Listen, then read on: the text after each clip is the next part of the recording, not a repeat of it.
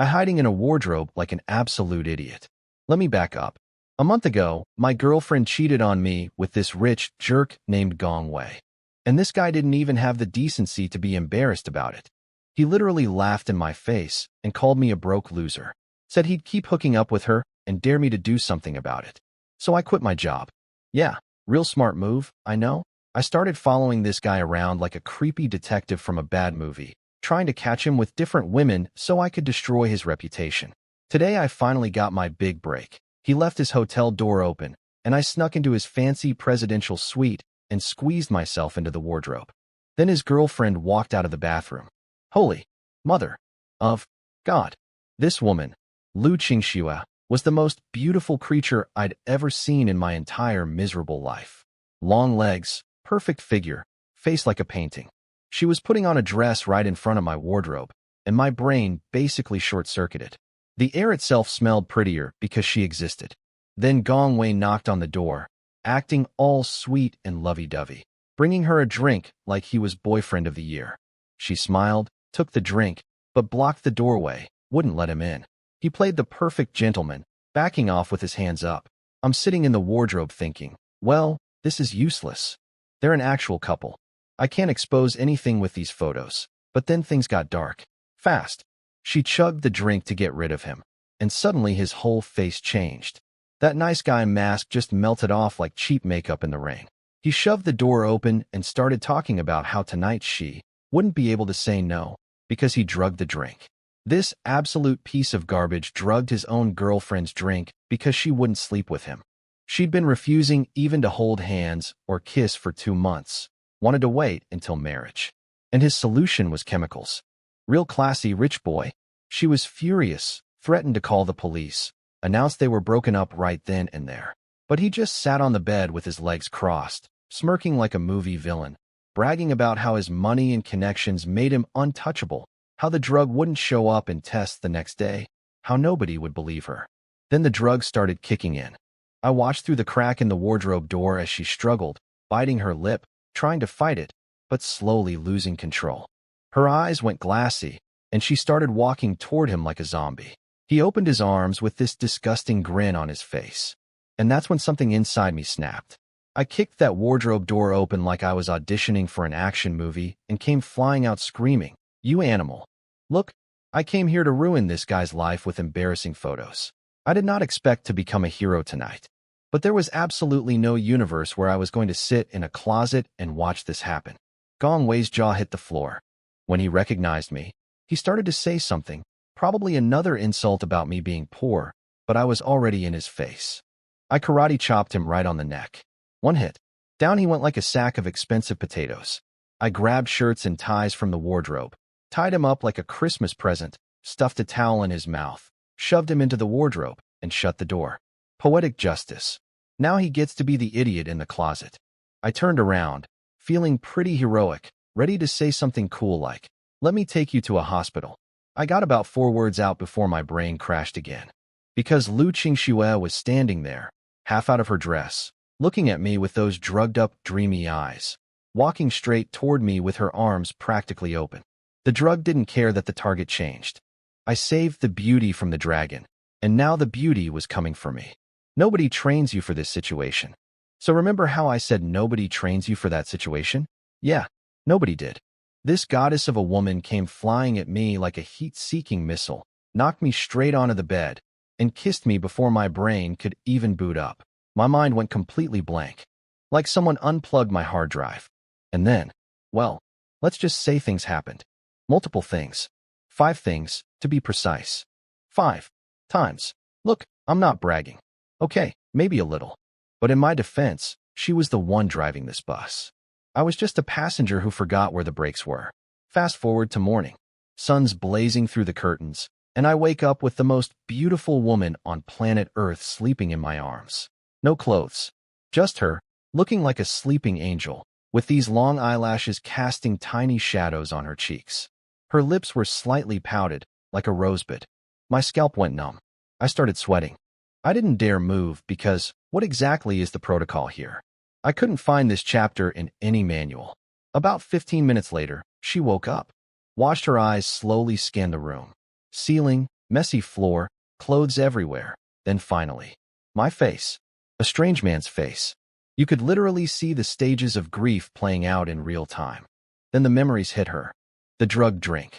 Gong Wei's creepy smile. And some random dude who burst out of a wardrobe like a budget superhero and then proceeded to have the wildest night of both their lives. Her eyes went red. She started mentally murdering Gong Wei with every curse word in existence. Then she turned those eyes on me, cold as ice. Who are you? Why were you hiding in the wardrobe? Are you a thief? Great. I go from hero to criminal suspect in under a minute.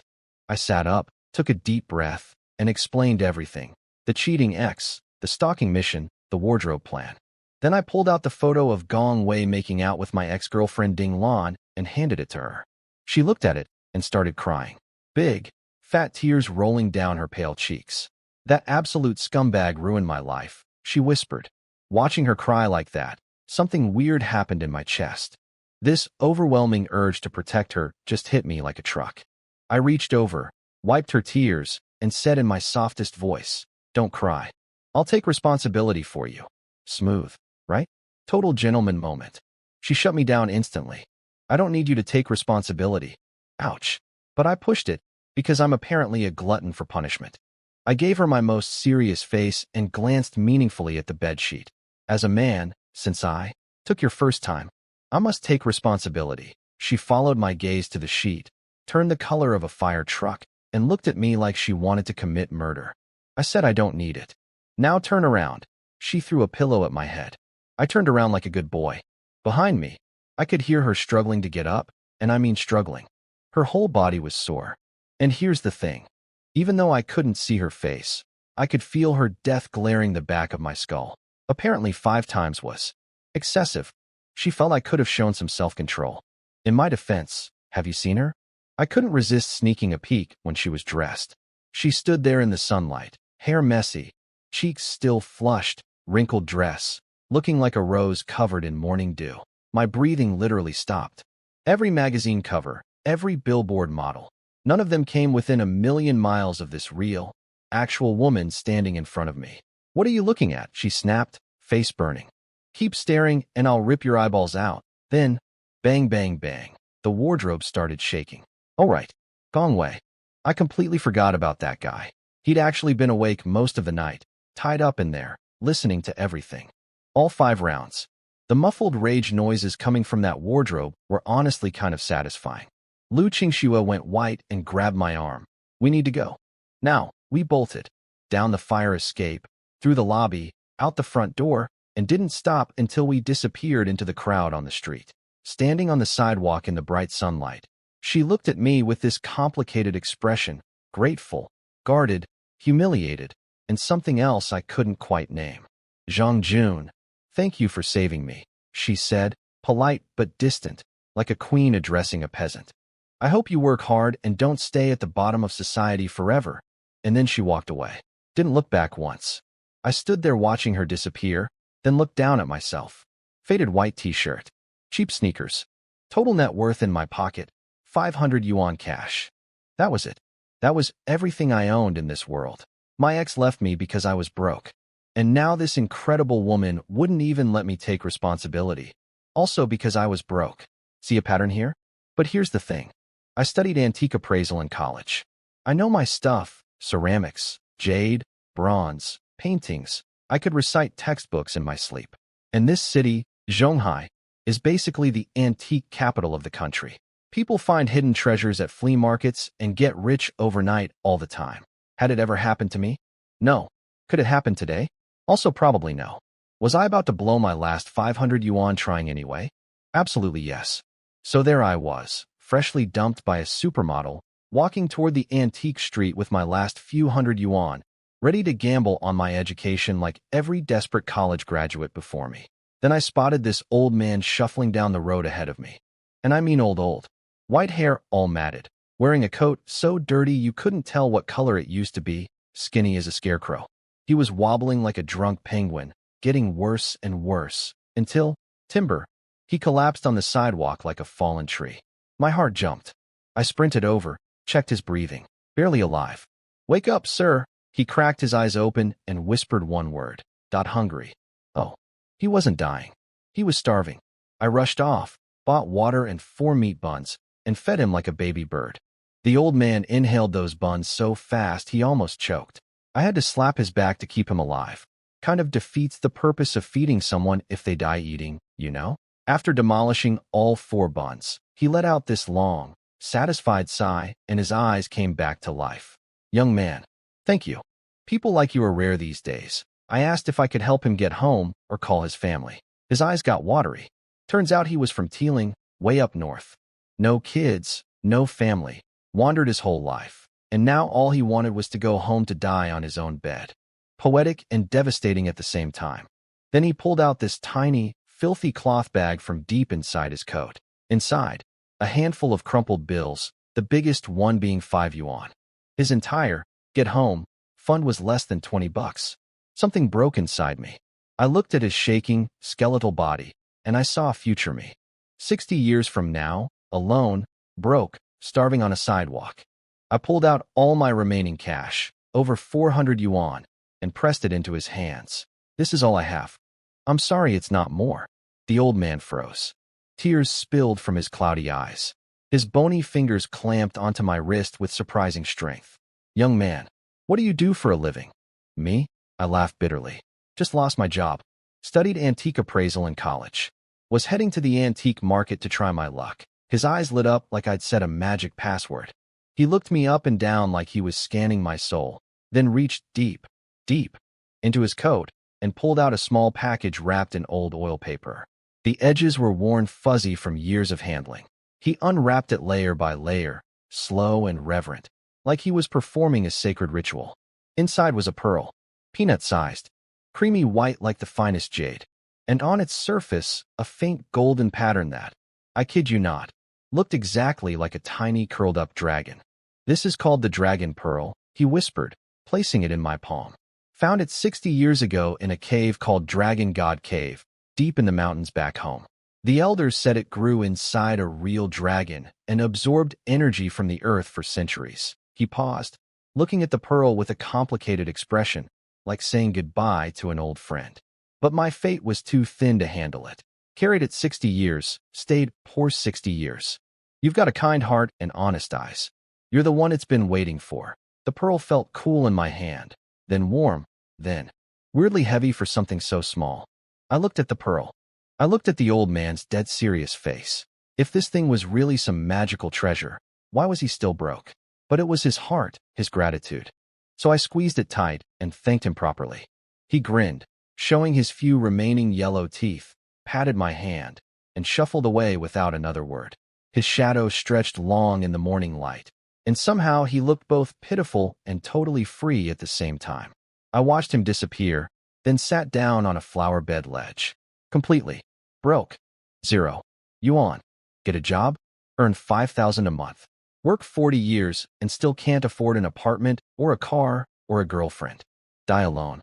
Cool. Borrow money to hunt antiques? Too risky. I'd been fooled before. My mind drifted to last night. Lu Qingxue without her clothes on. My nose got itchy. A drop of blood fell out, landed right on the dragon pearl. The blood soaked in and vanished. Then my palm felt like I was holding a red-hot branding iron. The pearl started glowing. That little golden dragon pattern lit up like Christmas lights and started swimming around the surface of the pearl like it was alive. And then, I swear on my broke, pathetic life, the pearl melted into my hand. Just phased right through my skin and buried itself in my palm like it had always been there. Comfortable. Natural. Like it was coming home. Then information flooded my brain. The pearl was talking to me. Not with words exactly, more like downloading a user manual directly into my skull. Turns out the old man wasn't crazy. This thing was the real deal, and it came with 4 powers. 1. Treasure radar. Anything valuable within 3 meters would trigger a signal in my hand. Stronger signal equals more precious item. Basically, I'd become a walking metal detector for priceless antiques. 2. Skill extraction. Famous historical figures poured their souls into their work. Paintings, calligraphy, weapons, tools. If those objects still carried spiritual imprints, I could absorb them through my left hand and gain their actual skills. Touch a legendary swordsman's blade. Congratulations, you now know Kung Fu. 3. Storage space. The pearl contained a pocket dimension 50 meters across. A personal invisible warehouse inside my hand. 4. Upgradable. The pearl could absorb spiritual energy from treasures, and as it powered up, my radar range would expand and new abilities would unlock. I sat there on that flower bed, jaw on the floor, brain melting. Let me get this straight. I gave an old man my last 400 yuan because I felt sorry for him, and in return I got a magical cheat code for life that lets me find any treasure, steal skills from ancient masters, carry stuff in a pocket dimension, and it gets better over time? I was going to be rich. I was going to be unstoppable.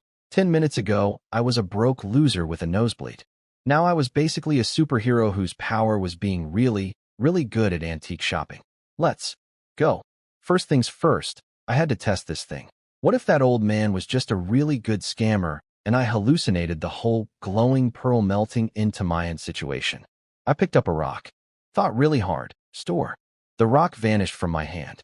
Just poof. Gone. Like a magic trick, except I was both the magician and the amazed audience. My consciousness split off a little piece and peeked into this gray, misty dimension inside the pearl. There was my rock, just sitting there in infinite space, looking very confused about its life choices. Come back. Rock appeared in my hand again. Instantly. Silently. Oh, my God. It's real. My brain went into overdrive. If storage works, then treasure sensing works, and if treasure sensing works, then skill extraction works. I could theoretically absorb Wang Shiji's calligraphy skills, Hua Tuo's medical knowledge, Tang Boha's painting, every legendary master who ever touched a brush or swung a sword. Their abilities were just sitting there in antiques, waiting for me. It's like the universe designed the ultimate cheat code specifically for a broke antique appraisal graduate. This wasn't luck. This was destiny being incredibly specific. I practically sprinted toward the antique street. And that's when my whole world changed. Signals. Everywhere. Walking through the crowd was like being a human radar dish at a treasure convention. Every valuable object within 3 meters pinged my senses like little fireflies. A rich lady on my left. Her jade bracelet was screaming premium quality. A businesswoman's gold necklace, small but real. Some dude's wristwatch, not ordinary. Even a random girl's tiny pearl earrings gave off the faintest little blip. I was walking through an invisible treasure map that only I could see. Then I crossed an old stone road, and the ground exploded with signals. Not one or two, dozens of them, coming from about 3 meters underground. Underground treasure. An ancient tomb? A buried stash? My radar worked through dirt and rock. I almost tripped over my own feet. This was insane. But I kept walking because, I couldn't exactly start digging up a public road with my bare hands. Then I passed a garbage dump and got a faint ping. Very weak, but definitely there. My eyes locked onto a disgusting old wallet buried under newspapers and rotten vegetable leaves. I fished it out with 2 fingers, trying not to think about what else had been touching it.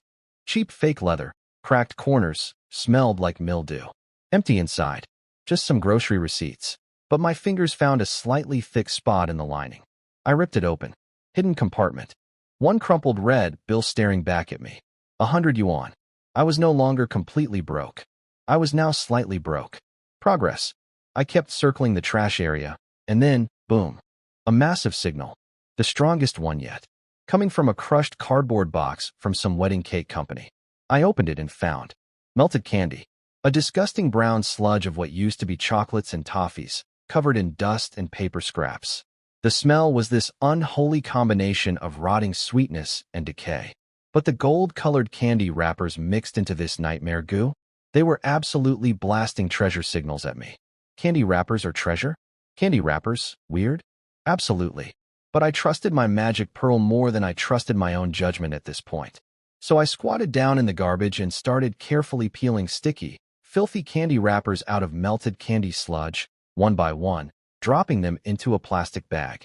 This is what rock bottom looks like, folks. A grown man, on his knees, in a garbage dump, lovingly collecting dirty candy wrappers like they're winning lottery tickets.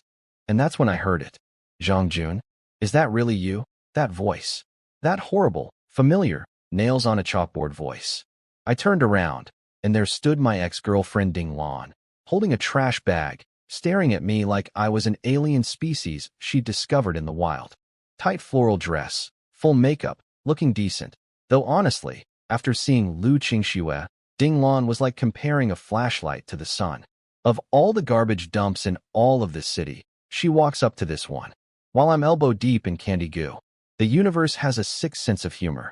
Her eyes traveled from my dust-covered face to the plastic bag full of sticky golden wrappers in my hand, and her mouth curled into the most savage smirk I'd ever seen.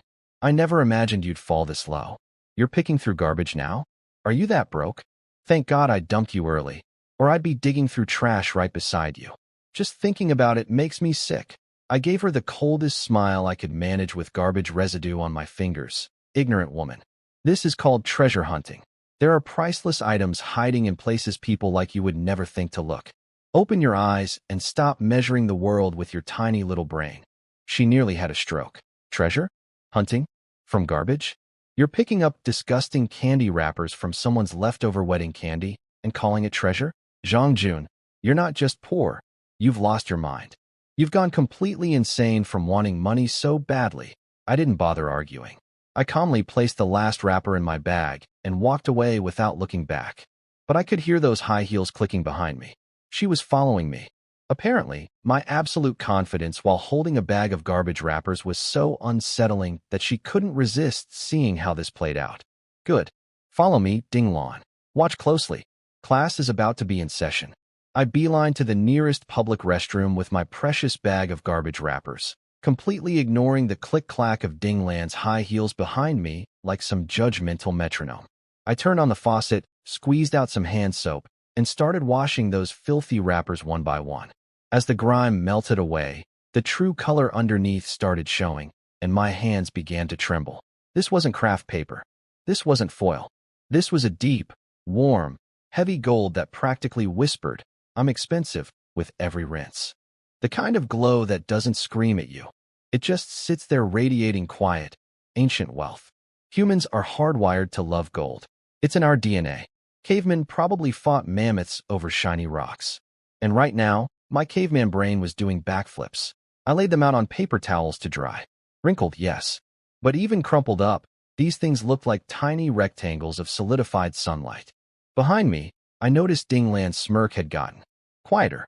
Her arms were still crossed, but her eyes kept darting to the wrappers. I could practically hear her brain short-circuiting. Could those actually be? No. No way. Who makes candy wrappers out of gold?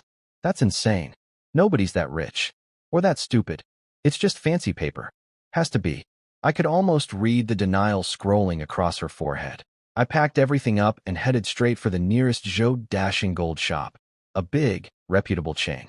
If these wrappers were what I thought they were, I needed professionals. Why are you following me? Shouldn't you be on a date with your precious Gong Wei? I finally snapped. None of your business, trash picker, she sneered. I walked into the store. Gleaming display cases everywhere, gold necklaces and bracelets sparkling under spotlights. My dragon pearl radar went absolutely haywire. Treasure signals covering every surface like a golden blanket.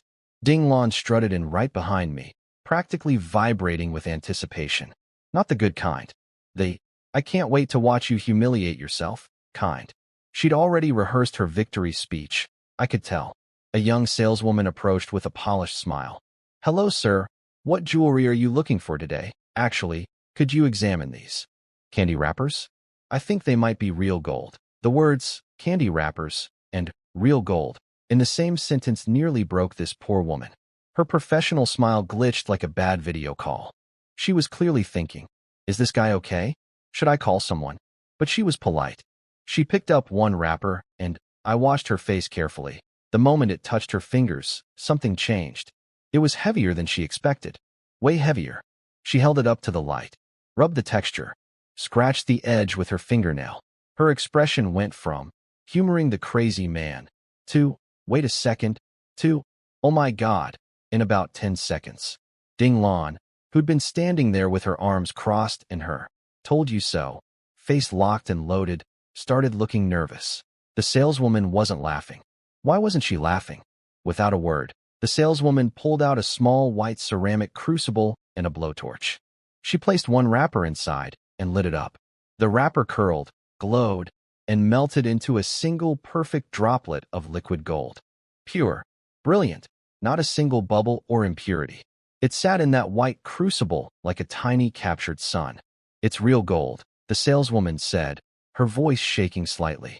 Extremely high purity, at least 99.5%. This is hand-hammered gold leaf, old-style craftsmanship, thin as a cicada's wing. You almost never see this quality anymore. I felt like my soul left my body, did a victory lap around the store, and came back. How much? I asked, trying very hard to sound calm and not like a man who found treasure in a trash pile 20 minutes ago. Each wrapper contains roughly half a gram of gold. You have 200 wrappers here. That's 100 grams total. She weighed them to confirm. At today's recovery price of 1,000 yuan per gram. The total value is 100,000 yuan. 100,000 yuan. My heart was pounding so hard I thought it might crack a rib. My head was spinning. 20 minutes ago, I was broke. Completely, totally, pathetically penniless. And now I had 100,000 yuan because I picked candy wrappers out of melted chocolate sludge in a garbage dump. Plus the hidden 100 yuan bill from the wallet. Best garbage day ever. Now, let me describe what was happening to Ding Lan, because honestly, it was the cherry on top of my perfect garbage sundae. When the saleswoman said, "It's real gold," Ding Lan froze. Like, full system crash. Blue screen of death. Someone pull the plug and plug her back in. When she heard 100,000 yuan, her face went through approximately 17 emotions in 2 seconds. Her knees actually wobbled. Her eyes turned red, not from crying, but from pure, concentrated, weapons-grade envy. 100,000 yuan. She worked 3 years at her miserable office job kissing her boss's boots, and she couldn't save that much if she ate nothing and lived in a cardboard box. And here was her, broke loser, ex-boyfriend, the guy she threw away like expired milk, casually pulling 6 figures out of a trash heap while she watched. Every insult she'd thrown at me 5 minutes ago was now slapping her across the face like an invisible hand. Slap, slap, slap. I didn't say a single word to her. I didn't need to. Selling? The saleswoman asked, voice trembling. Selling, I said, without a microsecond of hesitation. Sentimental attachment to candy wrappers? Not today. The money hit my account faster than Ding Lan hit on Gongwei. 100,000 yuan. I stared at the bank notification on my phone, letting the numbers burn into my retinas. Then I turned to face Ding Lan, who looked like someone had just told her that gravity was optional. See that? I said, keeping my voice calm, which honestly took more self-control than last night with Lu Qingxue. From a garbage dump. 10 minutes of work. 100,000 yuan. I stepped closer, looked her dead in the eyes, and delivered every word like a nail into a coffin. So the lucky one here is me. Lucky I saw what you really are. I'm done missing shots. My eye for treasure is razor sharp now. This is just the beginning. Hundreds of thousands a day. And you dumped me because I was poor. She stood there shaking, mouth opening and closing like a fish on dry land, trying to form words that wouldn't come. Her entire worldview was crumbling in real time, and I had front row seats. Then a tidal wave of regret crashed over her face. I could literally see her doing the math. If I just waited 1 more month without cheating.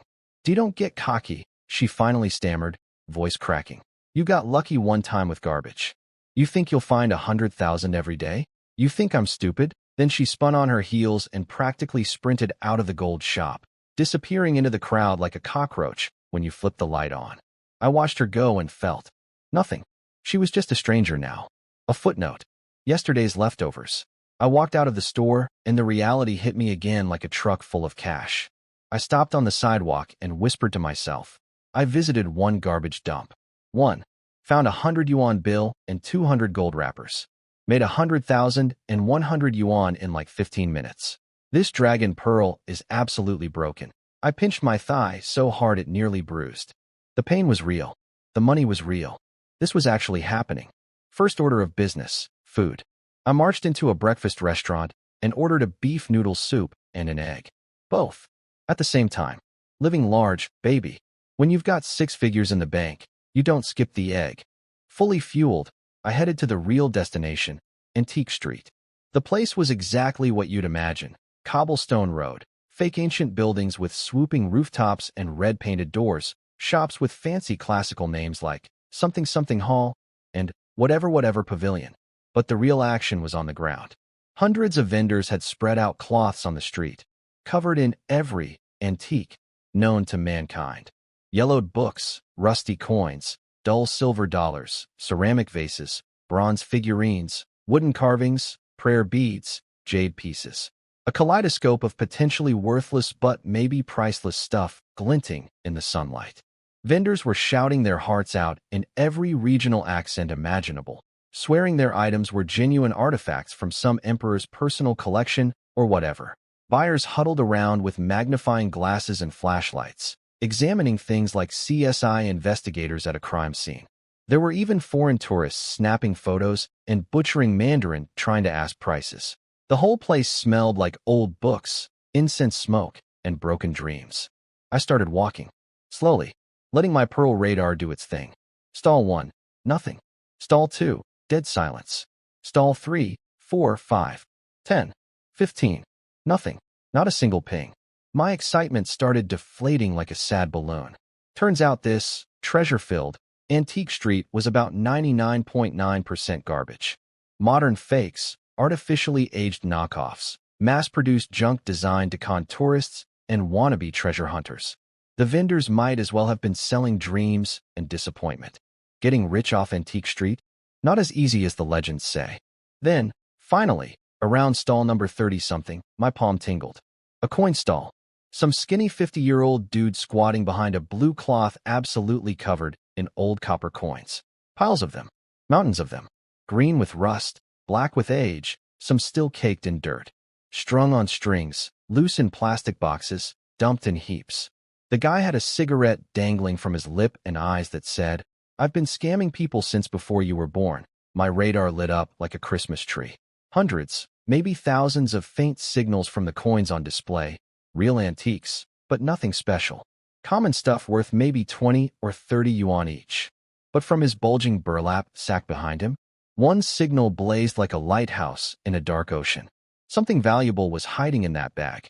I crouched down, pretending to be a casual browser, picking up random coins and squinting at them like a clueless newbie. "Hey young man, into coins?" The vendor perked up instantly, smelling fresh meat. "Everything here is authentic. Song Dynasty, Qing Dynasty, local mint, Central Mint. I got it all. Great condition, guaranteed genuine. 100 yuan each. Pick whatever you want. 100 yuan each." Right. These coins were worth 30 at best, and this guy was charging triple because I looked young and stupid.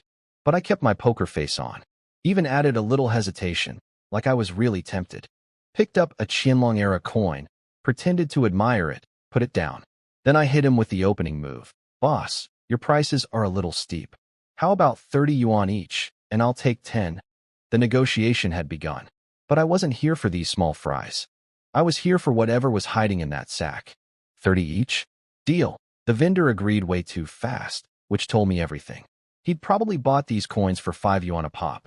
In his mind, I was a baby lamb walking into the slaughter. Little did he know, the lamb had X-ray vision.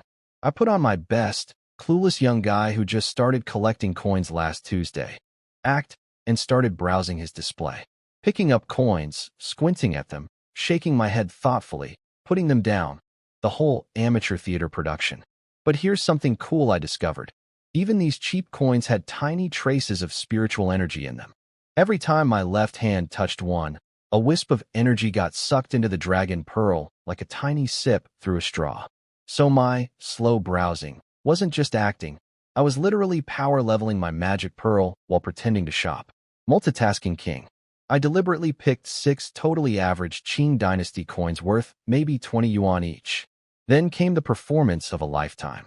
"Boss," I said, gesturing casually at the big burlap sack behind him, "I've only found 6 I like. Can I dig through that bag too? Same price." Sure. Go ahead." He waved his hand like he was shooing a fly. That sack was just unsorted bulk stuff he'd bought from some countryside scavenger. Hadn't even bothered to look through it properly. Big mistake. Huge. I plunged my hand into the sack. Cold metal everywhere, smell of old dirt and mildew, coins tangled together in clumps. I kept up just looking for pretty ones, routine while secretly vacuuming up spiritual energy like a Roomba on turbo mode.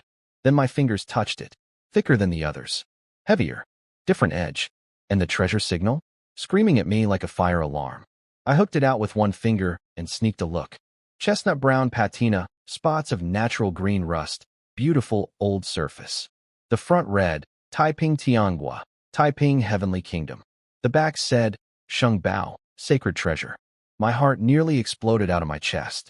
I knew exactly what this was from my university coin history classes.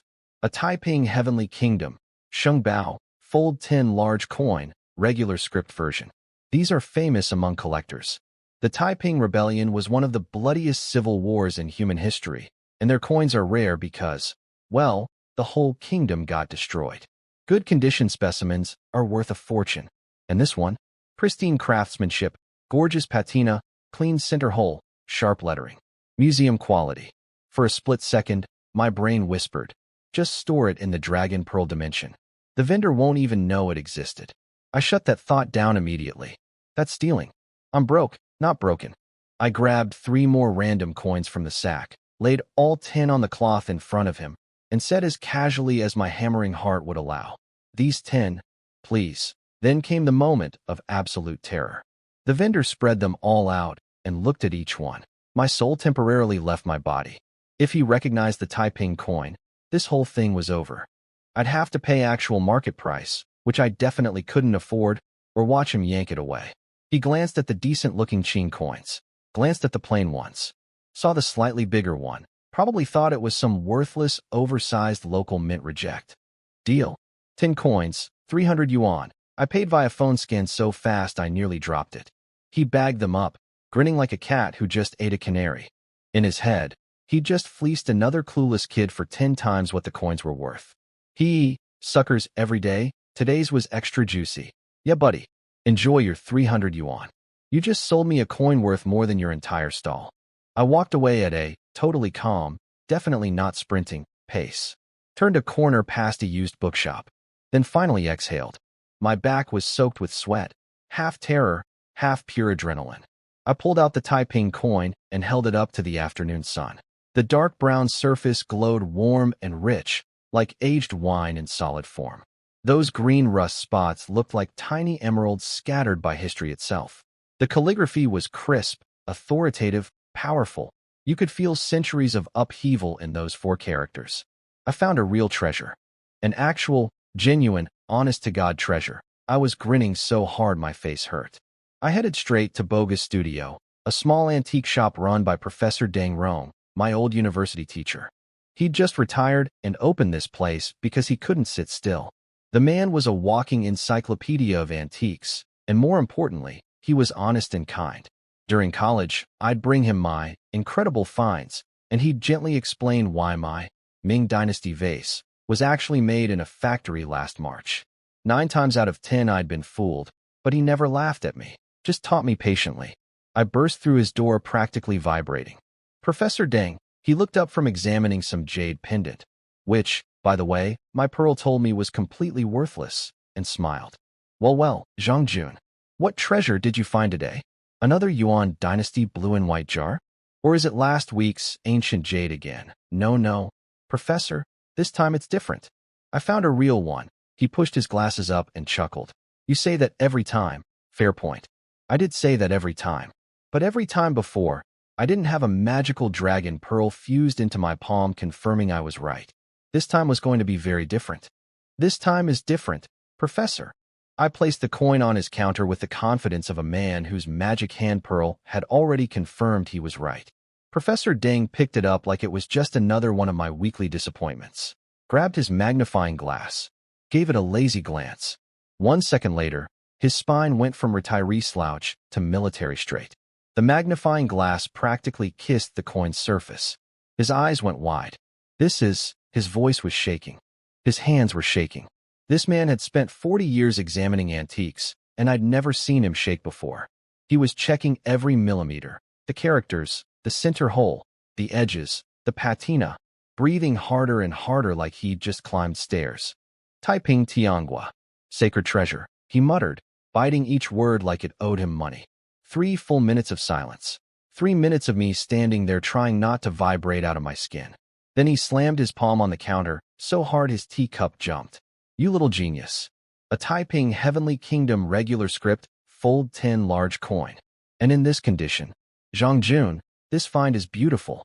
Absolutely beautiful. He was stroking the coin like a newborn kitten, running his fingers over the surface, practically making love to it with his eyes.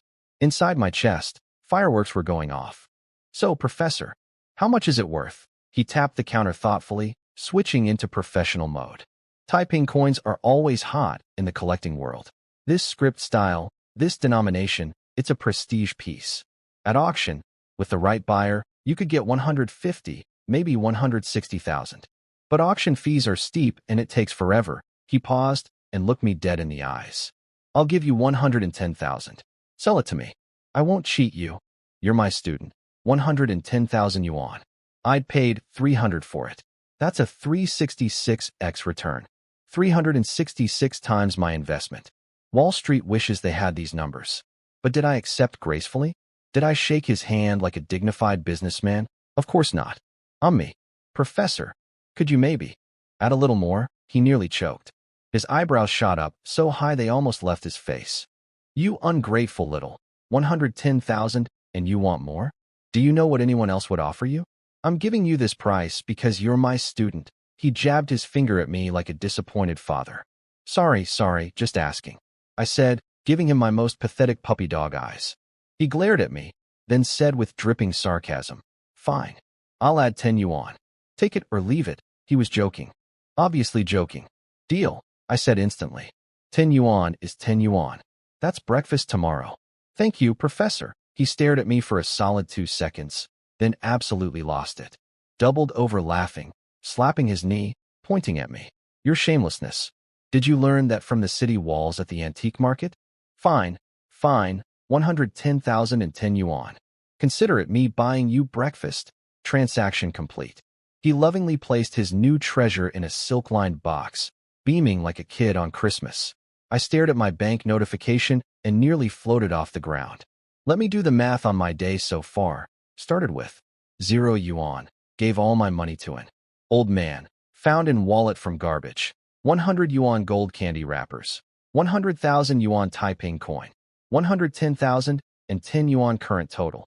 210,110 yuan from nothing to 210,000 in half a day. My blood was literally boiling with excitement. This was better than any drug, and I should know, since I watched Gong Wei's drug collection last night. I stepped outside into the afternoon sun, and somehow the whole world looked different. Brighter. Goldener. Like the universe had put an Instagram filter on reality. Lunchtime. And for the first time in my adult life, I ordered without checking prices. Boss. Twice cooked pork over rice. Fried egg. And an ice-cold Coca-Cola. I sat by the window, shoveling glistening, fragrant pork into my mouth while watching the crowds go by, ice-cold bubbles exploding in my throat. 25 yuan for a meal, and I didn't even flinch. When you've got 200 grand in the bank, you eat the EGG. After lunch, I strolled back into the antique street crowd. No rush this time. Just vibing. A rich man taking a casual walk through his personal treasure hunting playground. Most signals were tiny, firefly flickers worth maybe a few bucks. Nothing exciting. Then I turned a corner and got hit with a massive signal. Lighthouse grade. Foghorn level. But here's the weird part. It wasn't coming from anything on the stall. The vendor's merchandise was almost entirely fake garbage. The signal was coming from the vendor's pocket. This dude, dark-skinned guy, maybe 30, faded gray t-shirt, squatting behind his stall, mindlessly scrolling his phone with a cigarette dangling from his lip, had something incredibly valuable hiding in his right pants pocket. That pocket was slightly bulging, and my pearl was practically screaming at it. This guy was sitting on a gold mine and didn't even know it. Or maybe he did know and was keeping it hidden. Either way, I needed whatever was in that pocket. But how do you convince a stranger to empty his pockets for you? Excuse me, sir, my magic hand pearl says your pants contain treasure. Didn't seem like a winning approach. I squatted down in front of his stall and started browsing his stuff. Silver coins, copper coins, broken ceramics, old books, bead bracelets, a whole buffet of mostly worthless junk. My radar confirmed it. Almost everything was fake, and the few real pieces were worth pocket change. But that pocket, that beautiful, bulging, treasure-stuffed pocket, I needed a plan. And lucky for me, I already had one. Time to put on the performance of a lifetime. I call it Operation Dumb Rich Kid. I picked up 2 random coins from his stall, a Kangxi and a Qianlong, and asked the price. The vendor sized me up. Young, plain clothes. Dollar signs appeared in his eyeballs like a cartoon character. Great eye, brother. These are genuine antique coins. 1,000 yuan each. Not a penny less, 1,000. For coins worth maybe 15 bucks. This guy had the audacity of a lion and the conscience of a snake. But here's the thing. I needed him to think I was stupid. So instead of laughing in his face, I pretended to negotiate like a complete amateur. 1,000 is too much. I know Kangxi and Qianlong reigned for a long time, so these coins are pretty common. I'll pay 100 each. Max. The vendor nearly bit through his cigarette, trying not to burst out laughing. I'd just offered 100 yuan for coins worth 15. In his mind, I was the fattest, juiciest lamb that ever walked into a slaughterhouse. The nearby vendors all heard this and started staring at me like vultures eyeing a wounded gazelle. I could feel them mentally waving at me. Come here. Buy my overpriced garbage too. We did the whole haggling dance. 500, 150, 300, 200, and, reluctantly, settled at 200 each. He put on his best, "You're killing me," face while internally doing cartwheels. But I wasn't done. Phase 2 of Operation Dumb Rich Kid was about to begin. Boss, I like doing business with honest guys like you, I said, laying it on thick. But your stall stuff is too ordinary. I need something special. See, today's my dad's birthday, and he loves small antiques, coins, that sort of thing. But it has to be a real treasure. Something worth over 10,000. The vendor's pupils literally dilated. This idiot wants to spend 10,000? On me? He practically teleported to attention, pointing at various silver dollars on his display, talking a mile a minute about how they were all super rare, priceless masterpieces. Everything was top quality, and once in a lifetime, in other words that meant absolutely nothing coming from this guy. I examined each one, pretending to think really hard, then shook my head. These aren't great quality. The edges are worn, the patina looks off. Come on, boss. I know you're hiding the good stuff. You've got something special on you, I can tell. He almost broke character trying not to laugh at how adorably stupid I was being. Then, with Oscar-worthy reluctance, he reached into his right pocket and pulled it out. The moment it caught the sunlight, my heart did a backflip. A silver dollar. But not just any silver dollar. The front showed Yuan Shirkai's profile with Republic of China, Year 9, around the top. Normal enough. But the back. Oh, the back had a flying dragon above the grain stalks. Wings spread, claws out, head raised, absolutely magnificent. I knew exactly what this was, and I nearly had a stroke keeping my face neutral. This was a Yuan Shirkai flying dragon commemorative coin. Let me give you the history lesson in 30 seconds. In 1915, Yuan Shirkai decided he wanted to be emperor because apparently being president wasn't cool enough. The Tianjin Mint made these special coins with the dragon symbolizing his heavenly mandate to rule. Then his empire collapsed after 83 days. 83 days. And these coins never went into mass production. Only a handful of test strikes escaped into the world. Translation: this coin was astronomically rare. In good condition, they sell for 200,000 yuan minimum. In perfect condition, over 1 million. And this one? Clean surface, sharp details, no edge wear, natural, even patina. Near perfect condition. Worth at least 200,000. The vendor was sitting on a fortune and had no idea. He launched into his sales pitch, which was hilariously wrong. He said it was minted in year 3. It clearly said year 9 on the coin. He said it was made when Yuan Shirkai was crowned. Wrong timeline entirely. His knowledge of this coin could fit on the back of a fortune cookie with room to spare. I nodded along like a student in a fascinating lecture. Wow, really? Oh, I see. That's so cool. Then I delivered my counteroffer with the confidence of someone who definitely does not know what they're holding. It's pretty nice, I'll give you that. But regular Yuan Shirkai dollars go for 1 or 2,000 on the market. Yours has a dragon on it. Sure, but that's just a variant. 3,000, tops. The vendor nearly passed out from joy. He'd bought this coin yesterday from some farmer for 300 yuan. And here I was, this beautiful golden lamb, offering 3,000. 10 times his investment. He was probably seeing visions of beer and barbecue dancing in his head. He put on his, "This is painful," mask. 3,000? Brother, this is a flying dragon. A treasure. 4,000. Absolute minimum. 3,200, I said firmly. 3,500. Final offer. Deal. I paid before he could blink. He stared at the 3,500 received notification on his phone, grinning like he'd just won the lottery, and handed me the coin like it was a candy bar. Take good care of it, brother. Your dad will love it. Oh, he certainly will, my friend. Because this 3,500 yuan candy bar was worth about 200,000. This vendor thought he was the fox. He thought I was the chicken. He had no idea he just handed the chicken a diamond and called it a pebble. My hands were shaking as I took the coin. I shoved it into my pocket. Well, technically into my interdimensional pocket universe, but same difference, and walked away from the stall at a speed that said, casual. But meant, get me out of here before he googles this. Once I was safely around a corner, I pulled the flying dragon back out and held it in the sunlight. Every single dragon scale was razor sharp. Yuan Shirkai's grumpy profile looked like it was judging me for paying so little. The coin practically hummed with history. I just sweet-talked a priceless coin out of a vendor's pants. I whispered to myself. I am the greatest con artist. No, treasure hunter. Whoever lived. I floated back to Professor Deng's shop on a cloud of pure dopamine. He was in there wearing white gloves, petting his new Taiping coin like a Bond villain petting a cat, humming a little song. The man was in collector heaven. Professor, I found another one. He looked up with a face that said, not this again. Another big find? 2 in one day? You think treasure hunting is grocery shopping? Just look. I placed the silver dollar on the counter. He picked it up casually, glanced at it, and froze. His spine snapped straight.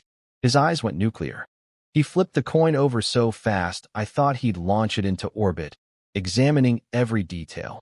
The portrait, the dragon, the edged teeth, the patina, breathing like he'd just finished a marathon. This is a Yuan Shirkai flying dragon? Good lord, it's a flying dragon. His head whipped toward me, eyes wild. It's real. Absolutely real. Look at this patina. Perfectly natural, zero artificial aging. The dragon lines, fluid, powerful, deeply struck. The edged teeth, crisp, precise. This is original dye, Tianjin Mint production. In this condition, the surface is practically untouched. The portrait is crystal clear, every dragon scale intact. This level of preservation is incredibly rare for a flying dragon. His hands were trembling. This man had 40 years of experience, and his hands were trembling. Where did you get this? Talked a street vendor into pulling it out of his pants pocket. I told him the whole story. His jaw dropped lower with every sentence. When I finished, he pointed at me and exploded into laughter. You sneaky little weasel. You conned treasure out of somebody's pocket. With that silver tongue of yours, you should be a hostage negotiator, not a treasure hunter. Then he held up 3 fingers. 300,000. This goes to me. 300,000 yuan. I paid 3,500 for it. That's an 85x return. 85 times. In less than an hour. Deal. I almost screamed. My phone buzzed. Bank notification. 300,000 yuan received. Let me calculate my day. Please. I need to see this written out because my brain keeps rejecting it as fiction. Morning balance. 0 yen. Gave everything to a starving old man. Hidden wallet cash. 100 yen gold candy wrappers. 100,000 yen Taiping coin. 110,010 yen flying dragon coin. 300,000 yen minus expenses, food, coins roughly minus 5,800 yen total. 510,000 yen half. A million. This morning I couldn't afford breakfast. I literally had to feed a dying man before I could be too broke to feed myself. And now, 12 hours later, I had over 500,000 yuan. Professor Deng was practically dancing behind his counter, placing the flying dragon in a silk box next to the Taiping coin, grinning like he'd won the lottery twice. What a day. 2 masterpieces in one afternoon. I haven't had this much fun since I retired. I stepped outside into the golden afternoon light and stared at my phone screen. 6 digits. For the first time in my 20-something years of existence, my bank account had 6 digits. Even the old book and incense smell of the antique street was somehow delicious now. Everything was beautiful. The cobblestones were beautiful. The clouds were beautiful. That pigeon over there? Stunning. This is the greatest day of my life, I muttered. I kept strolling, radar humming, hoping for more. Then I stopped at a stall selling old books and was flipping through a yellowed painting manual when I heard it. Zhang Jun.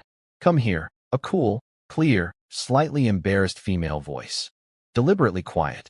Unmistakable. I turned and saw a woman who looked like she was entering witness protection. Black face mask covering her jaw. Massive brown sunglasses hiding half her face. Baseball cap pulled low. Baggy gray tracksuit. Plain white sneakers. She was wrapped up tighter than a Christmas present, clearly terrified of being recognized. But here's the thing about trying to disguise a body like that. You can throw a tarp over a Ferrari, but everyone still knows it's a Ferrari.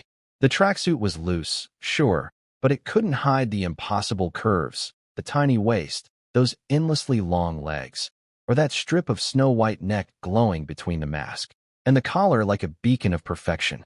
Lu Qingxue. She could have been wearing a cardboard box and a traffic cone on her head, and I'd have recognized her. Mostly because my brain had permanently archived every detail of her from last night in Ultra HD with surround sound. She was standing there, looking at me, fidgeting slightly. The supermodel who told me to stop being poor this morning had come to find me. This day just kept getting more interesting.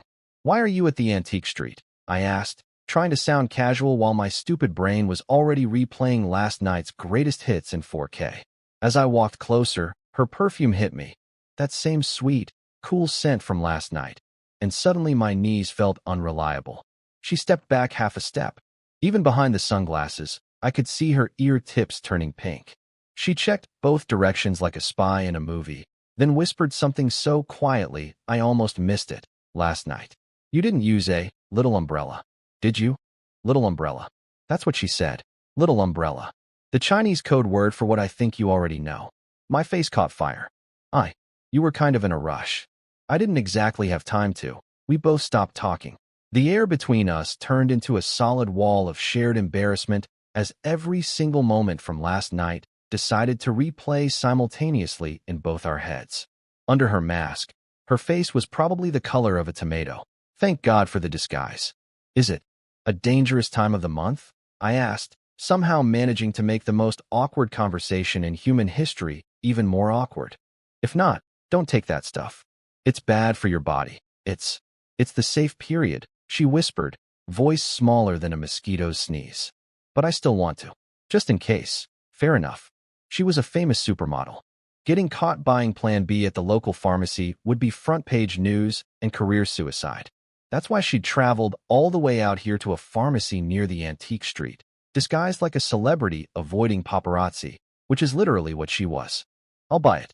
Wait here, I said. I walked into the pharmacy. Disinfectant and herbal medicine smell. Middle-aged lady behind the counter scrolling her phone. Hi. 1 box of emergency contraception, please. She looked at me. Looked through the glass door at the suspiciously gorgeous figure lurking outside. Her eyes said, I understand everything and I'm judging nothing. Pure professional. She handed me the box, rattled off the standard medical advice, and I paid. I grabbed that tiny box, which felt like it weighed about 400 pounds of pure embarrassment, and headed for the door. Wham! The door flew open and Lu Qingxue crashed into me, grabbing my arm with genuine panic in her grip. Don't go out there. I saw him. My blood went cold. I followed her gaze through the glass. There, marching down the antique street like a villain in a kung fu movie, was Gong Wei. And behind him, about 15 guys. Huge guys. The kind of guys whose muscles have muscles. Black t-shirts stretched over bodies that were clearly built for one purpose: hurting people. Gong Wei looked terrible. Bloodshot eyes, face dark as a thunderstorm, scanning the crowd like a Terminator searching for its target. Apparently, after his chauffeur rescued him from the wardrobe this morning, he'd spent the whole day hunting for us. He'd even called Ding Lan, my lovely ex-girlfriend, always helpful, who told him I used to hang out at the antique street. So here he was, with a small army, on a street with one exit. Boss, there's a pharmacy, one of his goons shouted, pointing directly at us. Gong Wei's head snapped toward our pharmacy like a cobra spotting a mouse. Of course, his logic was actually smart for once. He figured we didn't use protection last night, So Lu Qingxue would need to buy emergency contraception today. Pharmacies were his priority search targets. In this pharmacy? One door. No back exit. We were trapped. His eyes locked through the glass onto Lu Qingxue first. Disguise or not, he recognized that body instantly. Then his gaze slid to me, then down to my hand, where I was still holding the pill box. In plain sight, like an idiot holding a neon sign that said, "Yes, we did exactly what you think we did." His pupils shrank to pinpoints. I could literally watch the volcanic eruption of jealousy, humiliation, and pure murderous rage travel from his brain to his face. Lu Qingxue, Zhang Jun, you disgusting pair of. His voice cracked from sheer fury, sounding like a broken violin being played with a chainsaw. Beat that broke loser to death. Grab that woman. Now. 15 meat mountains started surging toward the pharmacy door, grinning like hyenas. The pharmacist, a skinny guy in glasses, went pale as paper. Why you can't come in here? I'll call the police. Call them, Gong Wei screamed. He'd gone completely nuclear. Let's see if the cops get here before I demolish your shop. I had about 3 seconds to think. 15 guys. One door. Lu Qingxue behind me. No way she could outrun these thugs in sneakers, let alone if they blocked the exit. But if I went out there and drew them away from the pharmacy, I shoved the pill box into her hand. I'll lead them away. You run. Behind those ridiculous, oversized sunglasses, something shifted in her eyes. Fear, worry, and something softer that I didn't have time to analyze. Be careful, she said quietly. Her voice was trembling. I took a breath, slammed the glass door open, and stepped out to face 15 gorillas and one psychopath. Gong Wei, I shouted loud enough to turn every head on the street. If you're a man, leave the woman alone. And don't trash someone's business. You have a problem with me? Let's settle it out here. Heroic? Sure. Smart? Absolutely not. But hey, I had $500,000 in the bank and a magic pearl in my hand. If I was going to die, at least I was dying rich. Come on then. Let's see what you've got. Gong Wei's face was twitching like a broken screen, but he pulled his goons back to form a nice little semicircle of death outside the pharmacy door. I took a deep breath, clenched my fists, and walked out. 15 professional face rearrangers versus 1 antique studies graduate. The math was not in my favor. Destroy him, Gong Wei screamed. They came at me like a pack of hungry wolves. Now, I'm not going to pretend I'm some martial arts master. I'm a decent fighter. I've been in scraps before, but this was 15 guys whose literal job description was hurt people for money. I covered my head and tried to dodge, block, counter, basically survival mode. A fist crushed into my ribs. Lightning bolt of pain. A boot slammed my shin. I stumbled. More hits on my back, my shoulders, everywhere. I bit down so hard my teeth almost cracked, tasting blood in my mouth, vision going blurry. But I kept one thought burning in my brain. Draw them away. Give Lu Qingxue time to escape. I asked that all you've got. You pack of Gong Wei's lapdogs? I screamed, deliberately making them angrier. Then I did something incredibly stupid and incredibly brave. I shoulder charged through a gap in the circle and sprinted down the antique street. Well, sprinted is generous. More like aggressively limped at high speed. Get him. Break his legs. Gong Wei was hopping mad behind me. Back at the pharmacy, Lu Qingxue was watching through the glass door. Watching me get pummeled and still running. Later she told me her heart felt like it was being crushed. Her eyes fogged up with tears. This broke nobody she dismissed that morning was getting beaten bloody to buy her an escape route. That apparently made an impression, but I didn't know any of that yet. All I knew was that my lungs were on fire, my ribs felt like shattered glass, and 15 angry men were getting closer. Then I saw it. A street stall selling old weapons. Rusty swords, spearheads, random armor pieces scattered across a cloth. The vendor had already fled in terror, and in the corner of that stall, tossed aside like garbage, a spear. Almost 2 meters long. Blackened wood handle. Iron tip covered in so much rust it looked like a tetanus delivery system. The thing looked like absolute junk. Like someone stole it from a low-budget movie set and forgot to return it. But my dragon pearl? My dragon pearl went insane. The strongest treasure signal I'd felt all day. Stronger than the gold wrappers, stronger than the coins, stronger than anything. My palm was practically vibrating. No time to think. I lunged, grabbed the spear. Holy cow, this thing was heavy, 20, 30 pounds at least. Cold, rough, ancient. The moment my fingers wrapped around that shaft, the dragon pearl in my palm turned scorching hot, and a message exploded in my brain like a pop-up notification from God. Spiritual imprint detected. Divine spear, Li Shuwen. Extract skills, Li Shuwen. The name tickled something in my memory from history class, but with 15 guys about to reorganize my skeleton, I didn't exactly have time to Google it. Extract, I mentally screamed. Boom. My brain detonated. An avalanche of images, feelings, and muscle memories crashed into my consciousness like a tsunami. I saw a short, wiry old man with eyes like lightning, standing in a courtyard, his spear moving so fast it blurred, striking like a dragon, impenetrable, unstoppable. I felt the technique. How to twist every ounce of power from your entire body through your waist, through your hips, and channel it all into one single devastating point. I understood the fighting philosophy. Get close, hit hard, break through defense with overwhelming force, destroy complexity with simplicity. Bajiquan, the 8 extremes fist. Liuhe, great spear, the 6 harmonies spear technique. And the man behind them, Li Shuwen, 1862 to 1934, the legendary, divine spear of Tsangzhou, the martial arts goat of the late Qing dynasty. This man had fought his entire life and never lost a single fight. He once challenged Yuan Shikai's bodyguard commander with a spear. He skewered a Japanese martial artist who disrespected Chinese fighting. He was so deadly that people said his punches never needed a second hit. Hard fist needs no second strike. Divine spear Li Shuwen. All of his knowledge, decades of perfected combat technique, the muscle memory of 1,000 fights, the instincts of a man who spent 70 years turning his body into a weapon.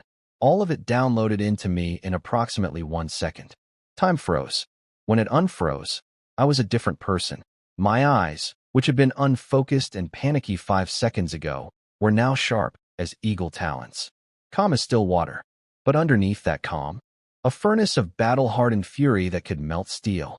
I was still wearing the same bloody, dusty clothes. Still had the same bruised face. But the way I stood, something had fundamentally shifted. I radiated danger the way a bonfire radiates heat. Huh, you picked up a rusty stick? That'll help. Lie down, boy. The first attacker was Ah Biao, Gong Wei's personal driver/bodyguard. 6'3", built like a refrigerator made of angry meat. His fist came at my face like a cannonball, whistling through the air with enough force to shatter bone. Old me would have eaten that punch, and probably my own teeth along with it. New me? I dropped the spear. Too heavy, too rusty, too likely to actually kill someone, and I wasn't trying to catch a murder charge on my best financial day ever. Instead, I used what Li Shuwen had given me. My feet shifted, one tiny step that looked simple but was executed at inhuman speed. Ah Biao's sledgehammer fist sailed past my ear, hitting nothing but air. And suddenly I was inside his guard, right against his chest, close enough to smell his lunch. Bajiquan, close-range combat, body-to-body destruction. The lamb had become the lion. Mountain-leaning strike. The words came out of my mouth before my brain even registered them. My shoulder dropped, my waist twisted, my hips drove forward, and every single ounce of force in my body compressed into one point. My shoulder, which I rammed into Ah Biao's chest like a battering ram made of pure rage. The sound was magnificent, like a car hitting a watermelon. This man, 6'3", 220 pounds of premium beef, went airborne. His feet left the ground. He flew backward, crashed into 2 of his buddies, and all 3 went down in a pile of tangled limbs and broken pride. Ah Biao was coughing up blood, multiple ribs snapped like breadsticks, screaming on the ground. One hit. One. Every single thug froze. Their brains couldn't process what they'd just witnessed. Their toughest guy, their best fighter, had just been launched like a human cannonball by the skinny kid they'd been beating up 30 seconds ago. But I wasn't done. Oh no, Li Shuwen didn't do. Pauses. I became a tornado. Supporting hammer strike. Descending dragon. Crouching tiger. Mountain-splitting palm. Exploring horse palm. Tiger embrace. Every legendary Bajiquan technique flowed out of me like I'd been practicing them for 50 years instead of 5 seconds. I wove through them like a ghost, and every time I touched someone, something broke. Arms, legs, ribs. The snapping sounds were like a symphony of bad decisions. These guys were tough, sure. Street fighting tough. Brawler tough. But against a man carrying the complete combat experience of the greatest martial artist of the early 20th century, they were baby deer fighting a wood chipper. Less than 60 seconds. That's all it took. Bang, bang, bang. Crack, crack, crack. 15 men sprawled across the cobblestones like fallen bowling pins, hugging broken arms, clutching shattered legs. Not a single one standing. The street sounded like a hospital ward, just moaning and whimpering everywhere. The entire antique street went silent. Every single person watching, vendors, buyers, tourists, everyone, stood there with their jaws on the floor. I could practically hear their collective brain buffering. What just happened? That kid was getting beaten bloody and running. Then he touched a rusty stick and turned into Bruce Lee's angry grandfather? Over by the pharmacy, Lu Qingxue had ripped off her sunglasses and mask, revealing that devastating face to the entire street. But she didn't even notice. She was too busy staring at me with her hand pressed over her open mouth, eyes the size of dinner plates. Later she described what she felt in that moment as her heart being struck by a hammer. Her pulse went crazy. Her breathing went haywire. She was watching me move.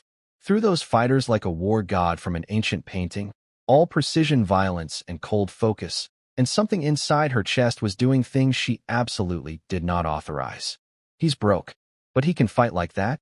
Meanwhile, Gong Wei looked like a wax figure of himself. His victory smirk had been replaced by the expression of a man watching his own funeral. His legs were shaking so badly his knees were knocking together.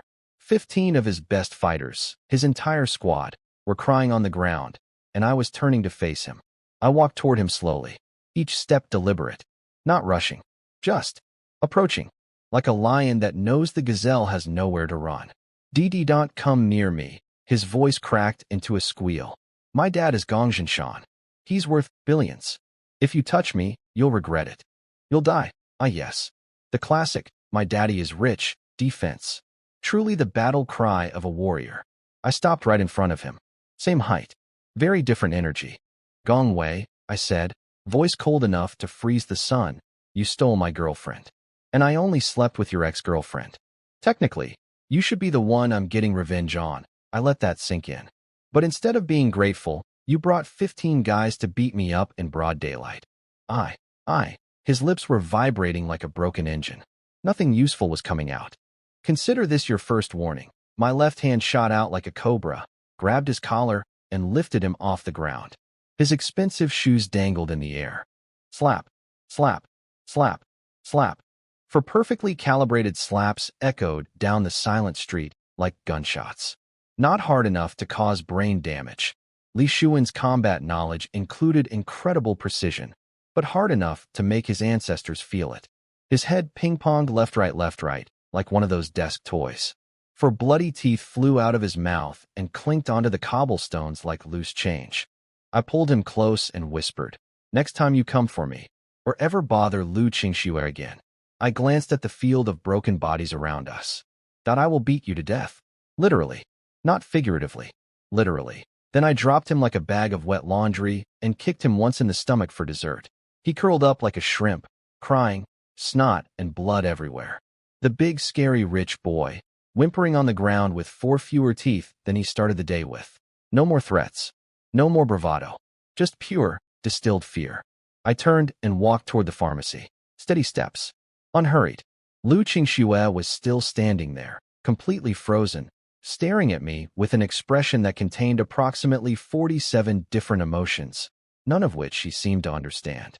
Shock, relief, gratitude, fear, and something new, something warm and electric that was growing in her chest faster than she could process it. The sunlight caught me as I walked toward her, giving me what I can only imagine was a pretty dramatic golden silhouette. Clothes messed up, blood on my face, bruises forming, but standing tall, calm, and completely in control.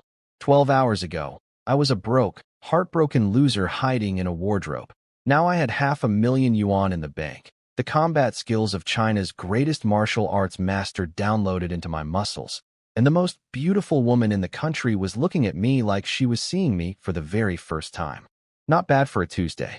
I walked up to Lu Qingxue, took her trembling, ice-cold hand, and said the smoothest thing I could think of, let's go. I'll walk you back, like I hadn't just turned 15 men into a modern art installation of broken bones and regret. She blushed so hard I could feel the heat radiating off her face, but, and this is the important part, she didn't pull her hand away. She let me hold it. We walked through the crowd of shell-shocked spectators like we were strolling through a park on a Sunday afternoon. Once we turned the corner and the noise faded, she looked at me with those gorgeous worried eyes and asked, "Why didn't you fight back from the beginning? You wouldn't have gotten hurt." Excellent question. Obviously, the real answer was, because I didn't have kung fu until I grabbed a rusty spear 60 seconds ago, but I couldn't exactly say that. So I put on my most mysterious, brooding face and said, "Family tradition. This fighting technique can't be used unless it's life or death. Every strike cripples or kills. Using it carelessly would bring enormous trouble." She bought it completely. I am a genius. She wanted to take me to the hospital, but I declined. Thanks to Li Shuwen's downloaded knowledge, I knew my injuries were all surface level. Plus, Bajiquan came with its own built-in recovery massage techniques and breathing exercises. Full-service martial art, that one. 5 stars. "I drove here," she said, pointing at, oh sweet mother of luxury, a red Maserati Levant sitting on the curb like a spaceship that had landed in the wrong neighborhood. "Perfect," I said immediately. "Then you can drive me home." Shameless? Absolutely. But I wasn't ready for this moment to end. She hesitated, blushed again, and said, "Okay." I slid into the passenger seat and was immediately wrapped in soft leather, quiet luxury, and her intoxicating perfume filling the enclosed space. My brain started playing the highlight reel from last night again. That fragrance was basically a trigger button for inappropriate memories at this point. She drove smoothly, soft music playing. I pretended to nap, but was actually hyper-aware of every tiny glance she snuck at me. I could feel her looking at my profile, lingering on the bruises and cuts, and I knew. Her heart was doing that fluttery thing. Then we pulled into my neighborhood, and reality slapped us both. My apartment complex looked like it had been built during a war and never renovated after. Peeling paint, dark hallways, wires crisscrossing the sky like a spider's web drawn by a drunk spider. Potholes everywhere. Her cherry-red Maserati sitting in this wasteland was like parking a diamond ring in a dumpster. A few old folks sitting outside stopped mid-conversation to stare at this spaceship that had just landed in their world. She parked. Engine off. Silence. Her fingers fidgeted on the steering wheel. She looked at me. The look said, "You can get out now." I unbuckled my seatbelt. Did not get out. Instead, I turned to face her, close enough to count her eyelashes, her scent practically making me dizzy, and unleashed my most shameless line yet. "Want to come up? Have some water?" Her face went from pink to red to crimson to a color scientists haven't named yet. Like a peach that got embarrassed about being a peach. That's not appropriate. Her voice was barely a whisper. "What's inappropriate about it?" I grinned. "We already, slept together. That was an accident." She glared at me, but the glare had zero conviction because her entire face was on fire and her brain was clearly replaying the same highlights mine was. I backed off before she actually combusted. "Come on, let's go." She bit her lip, looked at me, looked away, looked back, then found the excuse she needed. I'll come up and help you. Rub medicine on your injuries." That was the flimsiest excuse in the history of excuses, and she knew it was flimsy, and I knew she knew, and she knew I knew she knew. But we both pretended it was totally legitimate. I took her hand again as we walked toward my building. Her fingers stiffened for a second, then relaxed. She was letting me hold her hand. Twice in one day. Progress. Then came the bonus entertainment. On the 3rd floor stairwell, we ran into Wang Lei, this electrician who lived in my building. Made about $7,000 a month, which in this neighborhood made him practically royalty. He'd always looked down on me and my 5,000 yuan salary with this annoying, "I'm poor, but at least I'm not as poor as you" attitude. When I'd broken up with Ding Lan, this guy had the nerve to pat my shoulder and say, "Bro, don't be sad. Guys like us are too broke for girlfriends anyway. At least you gotta sleep with her, right? Count your blessings." The smugness that was dripping off that man could have filled a swimming pool. So imagine, his face when he saw me climbing the stairs, hand in hand with Lu Qingxue. Even bundled up in her disguise, in the dim hallway light, her beauty was nuclear. Those eyes, that nose, those lips, that skin, That figure that no amount of baggy clothing could hide. Wang Lei's brain crashed harder than a computer running Windows Vista. His jaw dropped. His garbage bag nearly hit the floor. His eyes went so wide I was worried they'd roll out of his skull. You could literally see the thought process. That's not human. That's an angel. She's 1,000 times prettier than his ex. She's blushing. She's holding his hand. She's going up to his apartment. With him. The broke, unemployed, recently dumped loser I, comforted, last week. How? I gave him the world's most casual nod, just a little chin lift, sup bro, and walked right past him with my goddess. Up the stairs, to my crappy apartment. I unlocked my peeling door. We stepped inside. The door clicked shut behind us. Wang Lei was still standing on the staircase, frozen, holding his garbage bag, having a complete existential crisis. 7,000 a month, and he couldn't get a girl to look at him twice. I was unemployed, living in a shoebox, and I'd just brought home the most beautiful woman either of us had ever seen. Life isn't fair, Wang Lei. But today it was unfair in my direction. And I was absolutely loving it. My apartment was, let's call it, aggressively humble, one room. All furniture secondhand. Mess everywhere because I'd been too busy stalking Gong Wei to clean. Dirty laundry on the chair. Wrinkled bedsheets. The kind of place that makes a dumpster look organized. And I'd just invited a supermodel inside. I'm sorry about the conditions, I mumbled, frantically trying to flatten my bedsheets like that would somehow transform this shoebox into a penthouse. I'll help, she said, and before I could protest, Lu Qingxue, top-tier runway model, Maserati driving goddess, was cleaning my apartment, picking things up, sorting my garbage, organizing my stuff. I watched her bend over to grab something and nearly had to excuse myself from my own body. The curve of her back in that dim light was a health hazard. My throat went dry. I grabbed a mop and ran to the bathroom before I did something embarrassing. We cleaned in silence. No talking, just the rustle of tidying and the swish of my mop. And somehow, in this crappy little room, with this woman I'd known for barely 24 hours, it felt cozy, domestic, like we were a couple who'd been doing this for years. Weird, beautiful, confusing. She opened the window. Evening breeze rolled in. The room looked, well, still terrible, but cleaner terrible. I looked at her standing by the window, tiny beads of sweat on her forehead, cheeks pink from the work, and thought, no amount of cleaning will make this place worthy of you. She deserved penthouses and luxury. Not this. Where's the medicine? She asked, snapping me out of my self-pity spiral. I dug out a half-empty bottle of medicated oil from a drawer and handed it over. I'll rub the spots on your back you can't reach, she said, all business. Thanks, I said, and whipped off my shirt. Now, I want to be clear. I didn't do this to show off.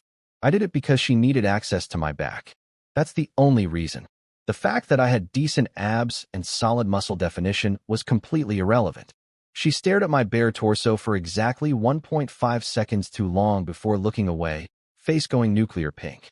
My chest and ribs and back were covered in ugly purple bruises, a full body map of where 15 guys had used me as a punching bag. I couldn't resist. You weren't this shy last night. She nearly launched the oil bottle at my skull. Say that again, and I'm leaving. Sorry. I flopped face down on the bed before she could actually commit violence. She sat on the bed edge, poured oil into her palms, rubbed them warm, and pressed them gently onto a bruise on my shoulder blade. SSSSSS. The cold sting made me hiss. Does it hurt? I'll be gentler. She immediately softened her touch. And then, oh man, then came the massage. Her hands were soft as clouds, warm from the oil, moving in slow circles over my aching muscles. Her fingertips occasionally grazed my skin in ways that sent electric shivers down my spine. And her scent, that maddening perfume mixed with the sharp tang of medicated oil, filled every breath. I almost groaned out loud, not from pain, from the sheer luxury of having the most beautiful woman in the country personally rubbing medicine on my back with the tenderness of someone who actually cared. Every single punch I took today, worth it. I'd do it again. Twice. She started making small talk to fill the silence, which was getting dangerously intimate. What do you do for work? Antique appraisal graduate. I hunt for hidden treasures. Freelance, basically. Her hands paused. I could feel the frown forming behind me. Treasure hunting isn't reliable, she said carefully. The antique world is full of fakes. Most people lose everything instead of finding anything. You should get an apprenticeship at a proper antique shop. Learn the real skills, build connections. That's the smart long-term plan. I could ask around for you. Oh, Lu Qingxue. Sweet, practical, gorgeous Lu Qingxue. If only you knew that I made $500,000 today doing exactly the thing you're warning me against. With a magical pearl fused into my palm. That also downloads Kung Fu. But I couldn't tell her that. So I just said, sure, I'll look into it tomorrow. She finished up, washed her hands, and announced, I should go. Get some rest. This was the moment. Do or die. Fortune favors the bold. I stepped forward and wrapped my arms around her, pulling her tight against my chest. Looked straight into those gorgeous eyes with everything I had. Stay tonight. Her entire body went rigid. Total system freeze. I could practically hear the Windows error sound playing in her brain. She wanted to yell at me. I could see it building. The outrage. The, who do you think you are? The, I'm a supermodel and you're a broke nobody with a terrible apartment. It was all right there, loading up behind her eyes like ammunition. But then she looked into my eyes, and the ammunition jammed. Because in that split second, her brain did that highlight reel thing. Me charging out of the pharmacy to face 15 thugs alone, getting pummeled but still, running to draw them away from her, then transforming into a one-man army and demolishing every single one of them, then walking back to her through the sunset like nothing happened. I could see each memory flash across her face in real time. Then I kissed her. No warning, no asking, just went for it. Don't, she started. Too late. Already kissing. Her brain made that beautiful BST sound of total shutdown, same as last night. White screen. No thoughts. Just feelings. And then, God bless this woman. Her arms floated up, wrapped around my neck. She rose onto her tiptoes and kissed me back. Clumsy. Eager. Electric. In a crappy apartment. In an old building. In the worst neighborhood in the city. Standing in a room that smelled like medicated oil and evening breeze. But the most beautiful woman I'd ever met was kissing me like I was the only man on earth. Today's final score started with nothing, ending with $500,000 legendary martial arts skills, and a supermodel in my arms. Not bad for a guy who woke up in a wardrobe. My apartment was, let's call it, aggressively humble, one room, all furniture secondhand. Mess everywhere because I'd been too busy stalking Gongwei to clean. Dirty laundry on the chair. Wrinkled bedsheets. The kind of place that makes a dumpster look organized. And I'd just invited a supermodel inside. I'm sorry about the conditions, I mumbled, frantically trying to flatten my bedsheets like that would somehow transform this shoebox into a penthouse. I'll help, she said, and before I could protest, Lu Qingxue, top-tier runway model, Maserati driving goddess, was cleaning my apartment, picking things up, sorting my garbage, organizing my stuff.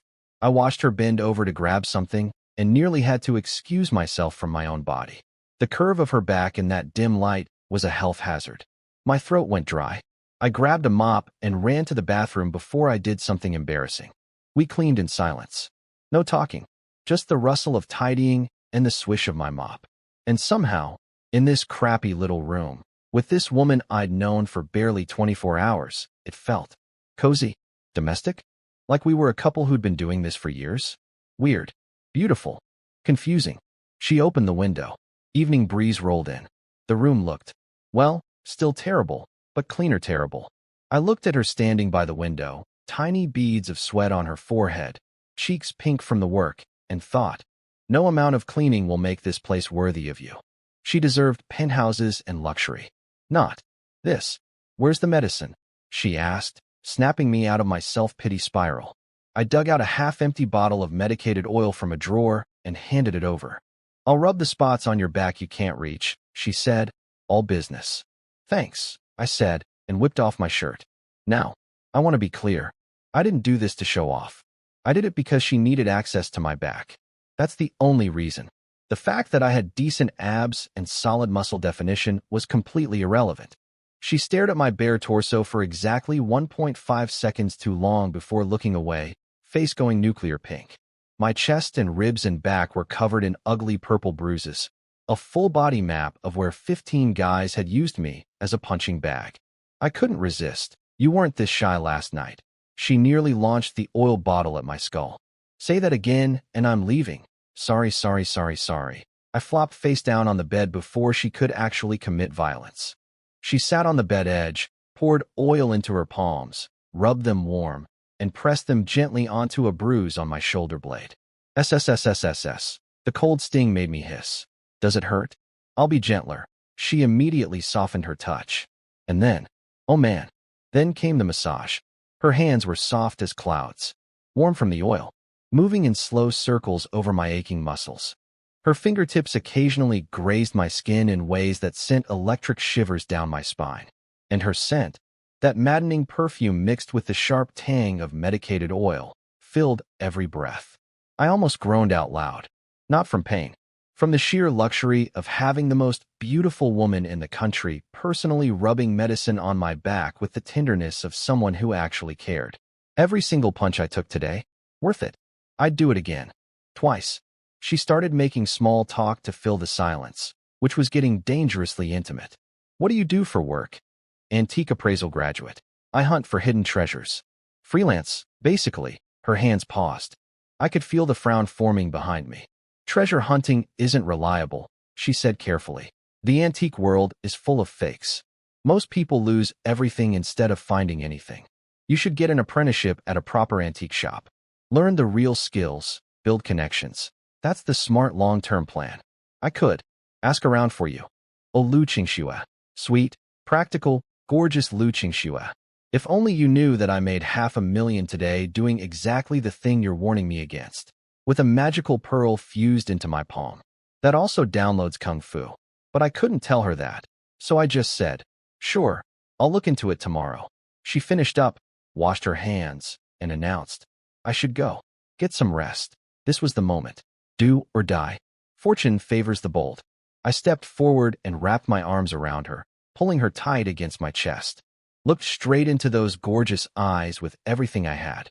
Stay tonight. Her entire body went rigid. Total system freeze. I could practically hear the Windows error sound playing in her brain. She wanted to yell at me. I could see it building. The outrage. The, who do you think you are? The, I'm a supermodel and you're a broke nobody with a terrible apartment. It was all right there, loading up behind her eyes like ammunition. But then she looked into my eyes, and the ammunition jammed. Because in that split second, her brain did that highlight reel thing. Me charging out of the pharmacy to face 15 thugs alone, getting pummeled but still, running to draw them away from her, then transforming into a one-man army and demolishing every single one of them, then walking back to her through the sunset like nothing happened. I could see each memory flash across her face in real time. Then I kissed her. No warning, no asking, just went for it. Don't, she started. Too late. Already kissing. Her brain made that beautiful BST sound of total shutdown, same as last night. White screen. No thoughts. Just feelings. And then, God bless this woman. Her arms floated up, wrapped around my neck. She rose onto her tiptoes and kissed me back. Clumsy. Eager. Electric. In a crappy apartment. In an old building. In the worst neighborhood in the city. Standing in a room that smelled like medicated oil and evening breeze. But the most beautiful woman I'd ever met was kissing me like I was the only man on earth. Today's final score started with nothing, ending with $500,000 legendary martial arts skills, and a supermodel in my arms. Not bad for a guy who woke up in a wardrobe. The kiss ended, and she shoved me away. What is wrong with you? Sorry. You're too beautiful. I lost control, I said, putting on my best, scared puppy face while internally doing a victory dance so aggressive it would have won a competition. Her expression was doing that thing again. The complicated cocktail of annoyance, confusion, and something she absolutely did not want to admit was attraction. She wanted to leave, but she also didn't. Then she said the words that nearly stopped my heart. I share a villa with a colleague. She paused carefully, choosing her words like she was defusing a bomb. She lives on the 3rd floor. I live on the 2nd. No housekeeper. Just the two of us. Her face got serious. Recently, someone's been stalking us. Maybe an obsessive fan, maybe paparazzi. One night someone tried to break in.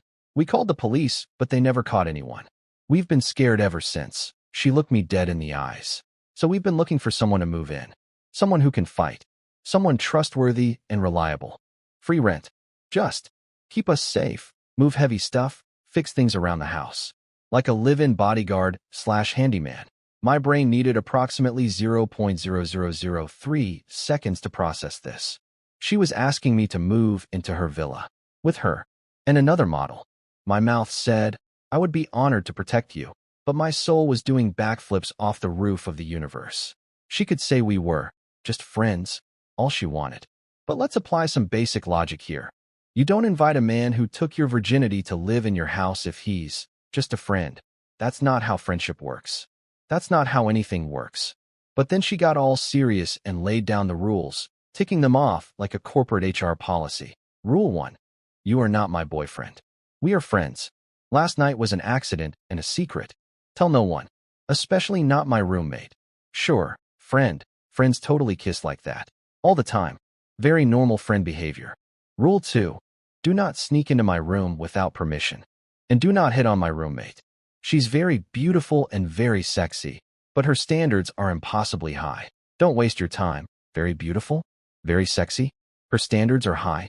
Who was this roommate? I nodded with the most trustworthy face I could manufacture. Understood. Absolutely. 100%. Then let's go. Now, she said. Now, like she'd been waiting to say it all day. I packed my stuff in about 4 minutes, which tells you how little I owned.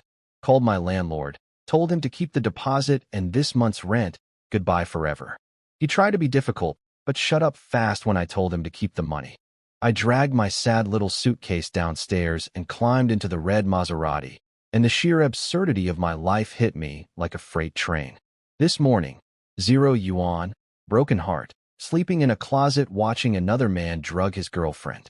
Right now, 510,000 yuan in the bank, legendary kung fu downloaded into my muscles, sitting in a supermodel's luxury car, headed to move into a villa with 2 beautiful women. If someone wrote this as a novel, the readers would say it's too unrealistic. She took me to a nice restaurant for dinner first. When the check came, she reached for her wallet automatically, obviously assuming the broke guy couldn't pay. I put my hand on hers. I'm paying. She looked at me like I'd just announced I was secretly the Emperor of Japan. I smiled confidently. Don't worry. I can afford dinner. I can afford to buy this restaurant, actually, but let's not get ahead of ourselves. After dinner, the Maserati pulled into Fontainebleau, a villa community that looked like it was designed by someone who thought regular houses weren't fancy enough. We stopped in front of a 3-story modern villa with a front yard and a back garden. She punched in the door code, and warm light and expensive-smelling air washed over us. The living room was enormous. High ceilings, Scandinavian design, massive white sofa, hardwood floors, art on the walls, designer, everything. This was a different planet from my old apartment. Then I heard it. Qingxue, you're home. A voice like ice crystals falling on crystal, cold, clear, musical, coming from the spiral staircase above. I looked up, and my brain died. Walking down from the 3rd floor, in a white silk nightgown, was the single most devastatingly beautiful woman I'd ever. Wait, no. I said that about Lu Qingxue. Okay, she was tied for the most devastatingly beautiful woman I'd ever seen, but in a completely different category of devastating. The nightgown was modest in design, long sleeves, ankle length, but silk hides nothing. It clung to every curve like it was painted on, and those curves were. I'm going to need a minute. Absolutely criminal. Everything was exactly where God intended it to be, amplified to maximum settings. Her skin was so white it was almost luminous, like fresh snow or jade, practically glowing against the white silk. Her face was a perfect oval, cheekbones sculpted, nose elegant, lips naturally pink. And her eyes? Cold as winter stars. Her entire aura screamed, I am beautiful, and I want nothing to do with you or any other man on this planet. Bai Bingbing. The Bai Bingbing. The ice queen of the modeling world.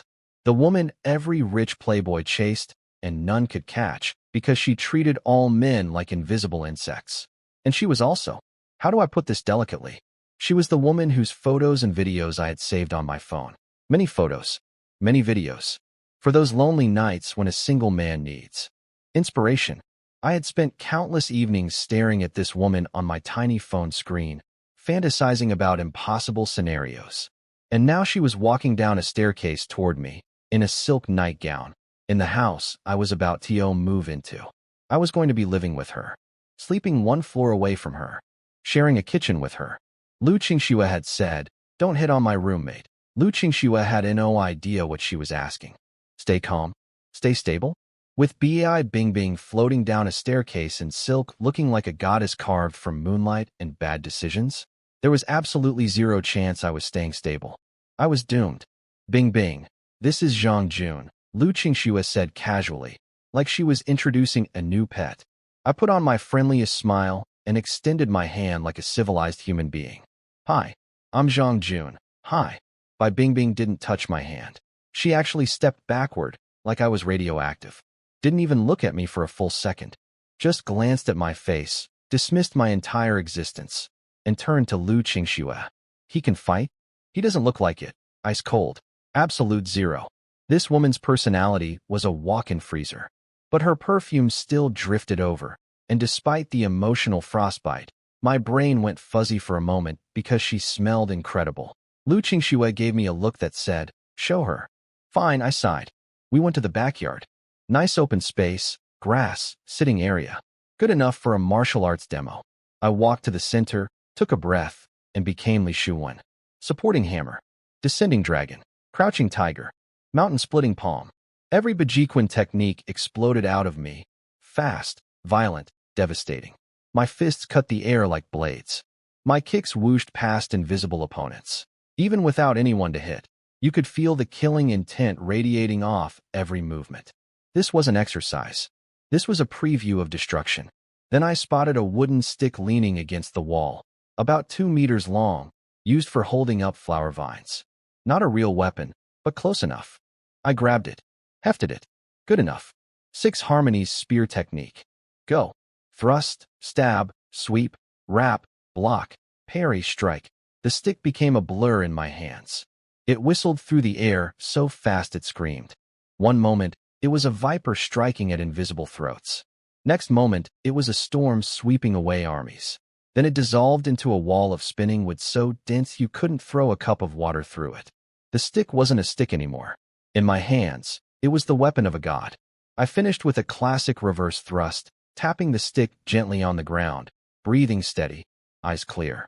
Now, let me describe the audience reactions. Lu Qingxue, already seen me fight for real, but still standing there with sparkly eyes and her jaw slightly open, like she was watching the finale of the world's best action movie. Bai Bingbing, the Ice Queen herself. The woman who had looked at me for less than 1 second and decided I was furniture. Her cold, starry eyes? For the first time, they moved. The ice cracked. Not a lot, maybe 1 degree warmer, but I saw it. Surprise, respect, and a tiny sliver of, what the hell did I just watch? She grabbed Lu Qingxue's arm, the most emotion she'd shown all evening, and said in her refrigerator voice, but with a hint of actual excitement underneath, "Qingxue, you're amazing. You found a live-in bodyguard this good, and he works for free? Now I won't have to worry about anyone breaking in. Set him up. I'm going to bed." Then she turned, floated up the staircase like a silk ghost, and disappeared, leaving nothing behind but her lingering perfume and approximately 10,000 of my fantasies. Lu Qingxue looked at me apologetically. "Don't be upset. Bingbing's like that with all men. Not just you. But somehow guys still go absolutely crazy for her. You're not affected, are you?" I assembled the most sincere, honest, trustworthy expression in my facial repertoire. Me? Affected? No way. I'm completely focused on my bodyguard duties. Protecting you both. Earning my free rent. This villa is so nice. I'm just grateful to be here. She stared at me like I'd just tried to sell her invisible shoes. "Don't lie to me," she said, eyes narrowing dangerously. "I'm not a child." She's gorgeous, sexy, elegant, and untouchable. Every man who sees her loses his mind. You're no different. Accurate. Devastatingly accurate. But I maintain my poker face. She leaned in close, voice dropping to a fierce whisper. "Our situation stays secret. Bai Bingbing can never find out. Nobody can. Break this rule, and you're out. Absolutely. Total secrecy. You have my word," I said with the conviction of a man who absolutely planned to behave himself. "Probably. Maybe. We'll see." Night fell. The villa got quiet. Just crickets outside and the hum of luxury air conditioning. I was lying on my new bed, soft, clean, incredible, on the first floor of a villa. After years of creaky secondhand mattresses and cockroach apartments, this felt like sleeping on a cloud made of money. But I couldn't sleep. My brain was a highlight reel that wouldn't stop. The fights, the treasure, the kiss, by Bingbing in Silk. Lu Qingshue's perfume, which she'd left on my sheets when she helped make my bed. That scent was basically psychological warfare. I opened WeChat. Lu Qingshue's chat was pinned at the top. Her profile picture was an artistic side portrait that was honestly unfair to every other woman on the platform. I stared at it, finger hovering over the keyboard. Then typed, "I miss you. Really badly. Can I come to your room?" Her reply came fast. "You're a bodyguard, not a boyfriend. Can you behave?" But I'm fluent in girl, and that message was not angry. There was flirting hidden in that scolding. The tone was playful, not hostile. This was the texting equivalent of pushing someone away while smiling. Encouraged, I fired back. "I'm coming up to the second floor. You wore me out last night with your 5 rounds, remember? I haven't recovered yet. I promise I'll just hold you. Nothing else." Long pause. Then, "Don't be quiet. Don't let Bingbing see you." I stared at my phone. She said yes. She actually said yes. This woman, this impossibly beautiful, famous, untouchable supermodel who had set rules and drawn boundaries and given me a whole speech about being just friends, had just given me permission to sneak into her bedroom. Less than 12 hours after telling me I was just the bodyguard, the rules lasted exactly 1 evening. A new world record for the shortest-lived house rules in history. I slipped out of bed like a ninja, scratch that, like a cat, scratch that, like a shadow with a racing heartbeat. Up the spiral staircase, silent as death, every step calculated to avoid creaks. Heading for the second floor, where a supermodel was waiting for me. In her bed, in a villa, while another supermodel, the one I had folders of photos of on my phone, slept 1 floor above. 24 hours ago, wardrobe. Right now this. If karma is real, I must have saved an entire country in a previous life. I crept up the carpeted hallway like a secret agent in a romance movie. One door had warm orange light leaking from underneath. I pushed it open. Unlocked. She'd left it unlocked for me, slipped in, and locked it behind me. Her room was gorgeous. Huge window overlooking the garden, sheer curtains half drawn, everything tasteful and expensive. And the air, her perfume had soaked into every molecule of this room. Breathing felt like a luxury experience. Lu Qingxue was sitting at her vanity, toweling off her freshly washed hair, water droplets still clinging to those dark strands. She turned around, gave me a playful glare, and said, "What are you standing there for? Come help your girlfriend blow-dry her hair, girlfriend." She said girlfriend. My heart did a triple backflip with a twist. "Wait, you're admitting it? I'm your boyfriend now?" She didn't deny it, just blushed and looked away.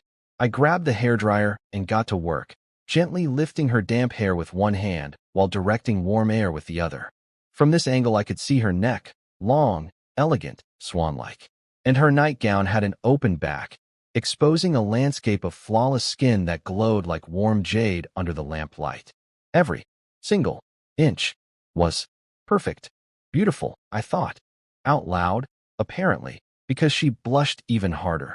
She watched me in the mirror, this clumsy guy carefully blow-drying her hair with the concentration of a bomb technician, and I could see it in her reflection.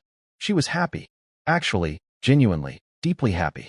Hair done, silky and gorgeous. She stood up, wrapped her arms around my neck, pressed her whole body against mine, looked up at me with those devastating peach blossom eyes, and whispered, "Remember your promise." Just holding. No funny business. "I have a photo shoot tomorrow morning." "Absolutely, babe. I am a man of my word." I was not a man of my word. What happened next? Look, I'll spare you the details, but let's just say the room temperature increased significantly. Promises were broken with enthusiasm on both sides, and the concept of just holding died a quick and painless death. Afterward, she lay there looking like a satisfied angel, swatting my arm weakly. "You're the worst. You said just holding. Starting now, I will hold you. No more movement. I swear. I don't believe you for 1 second. Go back to your room before you can't control yourself again." She had a point. I was already considering round 2. So I got dressed like a responsible adult, tiptoed out, and gently closed the door behind me, sealing a room full of warmth and sweetness. Best night ever. Again. Knock, knock, knock. Morning hit me like a freight train. Sunlight was striping through the blinds. Almost 9 o'clock. I'd slept like the dead. Between yesterday's street fight, the move, and last night's overtime work, my body had simply shut down. Coming, I stumbled out of bed, shirtless, wearing only baggy shorts, brain still at 15% battery. Shuffled to the door, pulled it open, and, still half dreaming about last night, smiled dopily and said, "Good morning, wifey." It was not Lu Qingxue. It was Bi Bingbing, standing in my doorway, in a fitted white knee-length dress so elegant and simple it looked like it was designed by angels. Her legs were visible below the hem, long, pale, luminous, like pillars carved from Arctic ice. Hair flowing like a silk waterfall. Light makeup, cherry pink lips, the whole package radiating. I am beautiful, and you are not worthy of breathing my air. And I had just called her wifey. My blood turned to ice water. My soul tried to evacuate through my feet. But then, miracle of miracles, she only gave me a slightly annoyed look and said coolly, "I have a name. You can call me by Bing Bing or Bingjia." Not that. Don't be like those obnoxious online fanboys. She thought I was just being a cringy fan. She had no idea I'd mistaken her for Lu Qingxue. Being a famous model meant thousands of weirdos called her wifey on the internet daily, so one more didn't even register as suspicious. I nearly collapsed with relief, then immediately doubled down because I am incapable of quitting while I'm ahead. "But I can't call you anything else," I said with maximum sincerity. "I've been your biggest fan since your very first runway show. You're my goddess. Wifey is just, it's hardwired into my brain. I physically cannot change it." She rubbed her temples like she was developing a migraine in real time. The look on her face said, "Great. We hired a stalker fan as our bodyguard." But she let it go. Bigger things to deal with. Qingxue left for work this morning. She told me to take you job hunting. My uncle, Li Jiangwen, owns an antique shop on the antique street. I'll introduce you as an apprentice. Get dressed. Quickly. Don't waste my time. So let me get this straight. The Ice Queen, the untouchable goddess whose photos I'd been appreciating on lonely nights for years, was now standing in my doorway, wearing a dress that should be illegal, about to spend her day off personally escorting me to a job interview. And I'd opened the conversation by calling her wifey while shirtless in my boxers. Somehow, impossibly, I was still alive and not kicked out of the villa. This magic pearl didn't just give me treasure hunting powers. It gave me the luck of an immortal. "You want me to find you a job?" I grabbed the doorframe to stop myself from collapsing. Both of my wives were conspiring to make me employable. How touching. How unnecessary. How absolutely terrible for my treasure hunting schedule. I needed to find a way to weasel out of this. But first, survive the car ride. 10 minutes later, I was sitting in the passenger seat of Bi Bingbing's Maserati. Because apparently both women in this villa drove Maseratis. Just casual roommate things. "Can't you sit in the back?" she snapped. "People will think you're my boyfriend. How about I drive? Then they'll think I'm your chauffeur." Absolutely not. Let no man touch her steering wheel. Fair enough. She started driving, and the morning sun hit her face through the window, and I just stared. Golden light on porcelain skin. Those long eyelashes trembling slightly. That perfect nose. Those lips. For years, I'd been staring at this woman on a tiny phone screen in my dark bedroom, alone, imagining impossible scenarios. And now she was right there, close enough to touch, driving me around in her luxury car like it was nothing. Life is wild. We parked near the antique street. Bi Bingbing stepped out in white high-heeled sandals. Walking ahead of me like a runway was permanently installed under her feet. Every step was a fashion show. I was dutifully following behind like a well-trained puppy when, ping, massive treasure signal. Dead ahead. One of the street stalls. "Wifey, wait. I need to grab something." I zoomed to the stall before she could respond. Coins everywhere. Copper coins, silver dollars, piled up like metallic mountains. 99% garbage. But 2 coins were singing to me. A pair of Tianqi Tongbao Fold 10 large coins from the Ming Dynasty, buried among a bunch of fakes. "Boss, how much for these Tianqi coins?" The vendor, greasy hair, dirty clothes, shifty eyes, clocked me, then clocked the ice-cold goddess standing nearby, and immediately smelled money. 5,000 each. Genuine Ming Dynasty. Can't go a penny lower. 5,000? I snorted. Look at this floating rust. This copper color. These mushy characters. 50 each. I'll take 2 to play with. After a glorious haggling battle. 5,000, 50, 1,000, 100, 500, 100. We settled at 200 each. 400 yuan for 2 real Ming Dynasty coins worth thousands each. The vendor was grinning because he thought he'd sold me fakes for 200 times their cost. I was grinning because I'd bought real antiques for a fraction of their value. Behind me, Bai Bingbing watched with the expression of a scientist observing a particularly stupid lab rat. In her mind, this idiot just paid 400 yuan for counterfeits worth 4 yuan. He'll learn eventually. We kept walking. Those Tianqi coins you just bought, she said flatly, probably cost the vendor about 5 yuan to make. I didn't even hear her because my radar had just exploded again. Wifey, one more thing. I launched myself at a ceramic stall like a heat-seeking missile. Her eye twitched. I could actually see the blood pressure rising behind those cold, beautiful eyes. The stall was covered in antique, bowls, plates, vases, all shiny, all pretty, all fake. Modern reproductions designed to con tourists. Even I could tell. But hiding among this graveyard of fakes was one real piece. A small Qing Dynasty folk kiln blue and white bowl. Simple mountain landscape painting inside, plain outside, sandy base, grayish-blue coloring. Nothing fancy, just an ordinary working-class bowl from 200 years ago, worth maybe 5 to 10,000. Not a fortune, but hey, mosquito legs are still meat. How much for this bowl? I want it for my cat's food dish. That's a genuine Qing Dynasty piece. 3,000, 30, 500, 50, 100. Final offer, 80. Take it, or I'm gone. Fine. 80. He'd bought it for 5 yuan. I bought it for 80. I polished it lovingly with my shirt. Bai Bingbing was now looking at me like I was a medical case study. Qingxue told me you're dirt poor. Now I understand why. Her tone had shifted from contempt to something closer to genuine pity. Like watching someone repeatedly walk into a glass door and being unable to stop them. In her eyes, I was a hopeless idiot who would spend every last yuan on worthless junk until I starved to death, surrounded by fake antiques. Even if this fool had money, he'd burn through it at this rate. He's financially suicidal. Wait, one more. I spotted a third stall and rocketed toward it before she could physically restrain me. I heard what might have been a blood vessel popping inside her skull. Is he insane? She was probably thinking. Is this a medical condition? Did Qingxue bring home someone with an actual mental disorder because he could punch people? This third stall was spectacular. Hundreds and hundreds of a special silver dollar called the Guizhou automobile coin, a famous collector's item from the Republic era featuring a car on the front. Real ones were worth 1 to 200,000 yuan. Naturally, 99.9% of these were fakes. There were enough counterfeits on this stall to fill a swimming pool. But one coin, one single coin, sitting quietly in the corner of this fake mountain, was blasting a treasure signal so strong it made everything I'd found today feel like background noise. This was the big one.